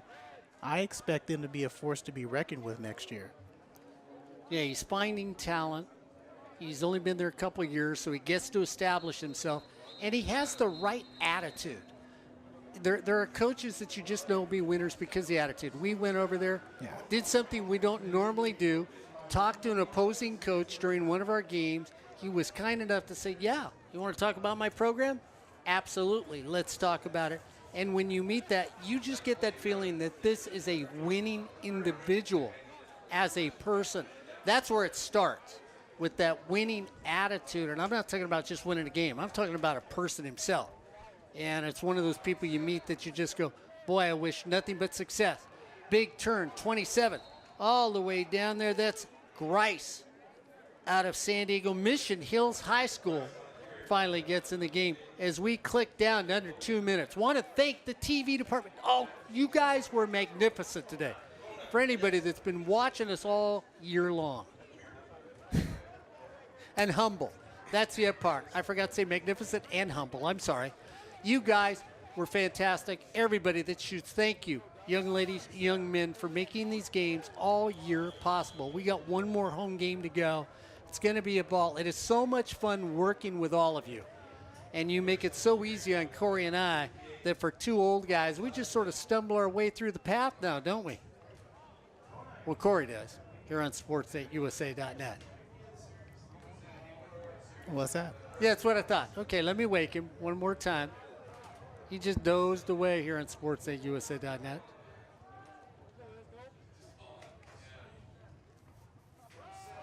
Try to run it one more time. Grice taken down for a loss. And that's James Rawls, who's having a quiet, understated season as one of the best interior linemen in the state of California. Want to thank EliteSportsUSA.net for making all these games possible. And Miller Toyota of Anaheim, thank you for the 17 years you've been with me here on SportsNetUSA.net. When I went out and got to sponsor, I didn't know it was going to last this long. You're the best sponsor in the world. Thank you again at Miller Toyota of Anaheim. San Diego Mesa comes back up. One last play to run. Up the middle, down right there, taken there by Jose Sanchez out of Reedley. And Reedley High School, as that's going to bring us at the end of the game, as the Hornets are going to stay undefeated and still national champions of community college football here on SportsNetUSA.net, as the Hornets walk away with a 45-14 victory over San Diego Mesa. Don't forget, next week's game will be audio only on SportsNetUSA.net. Like you said, next week, El Camino at 1 p.m. at El Camino. Like you said, audio only. Yeah. And then the week after that, we'll finalize our season with us taking on Mount Sac here at home on SportsNetUSA.net. For all of us, we want to thank you as once again, your Hornets stay undefeated with a 45-14 victory over the San Diego Mesa Olympians.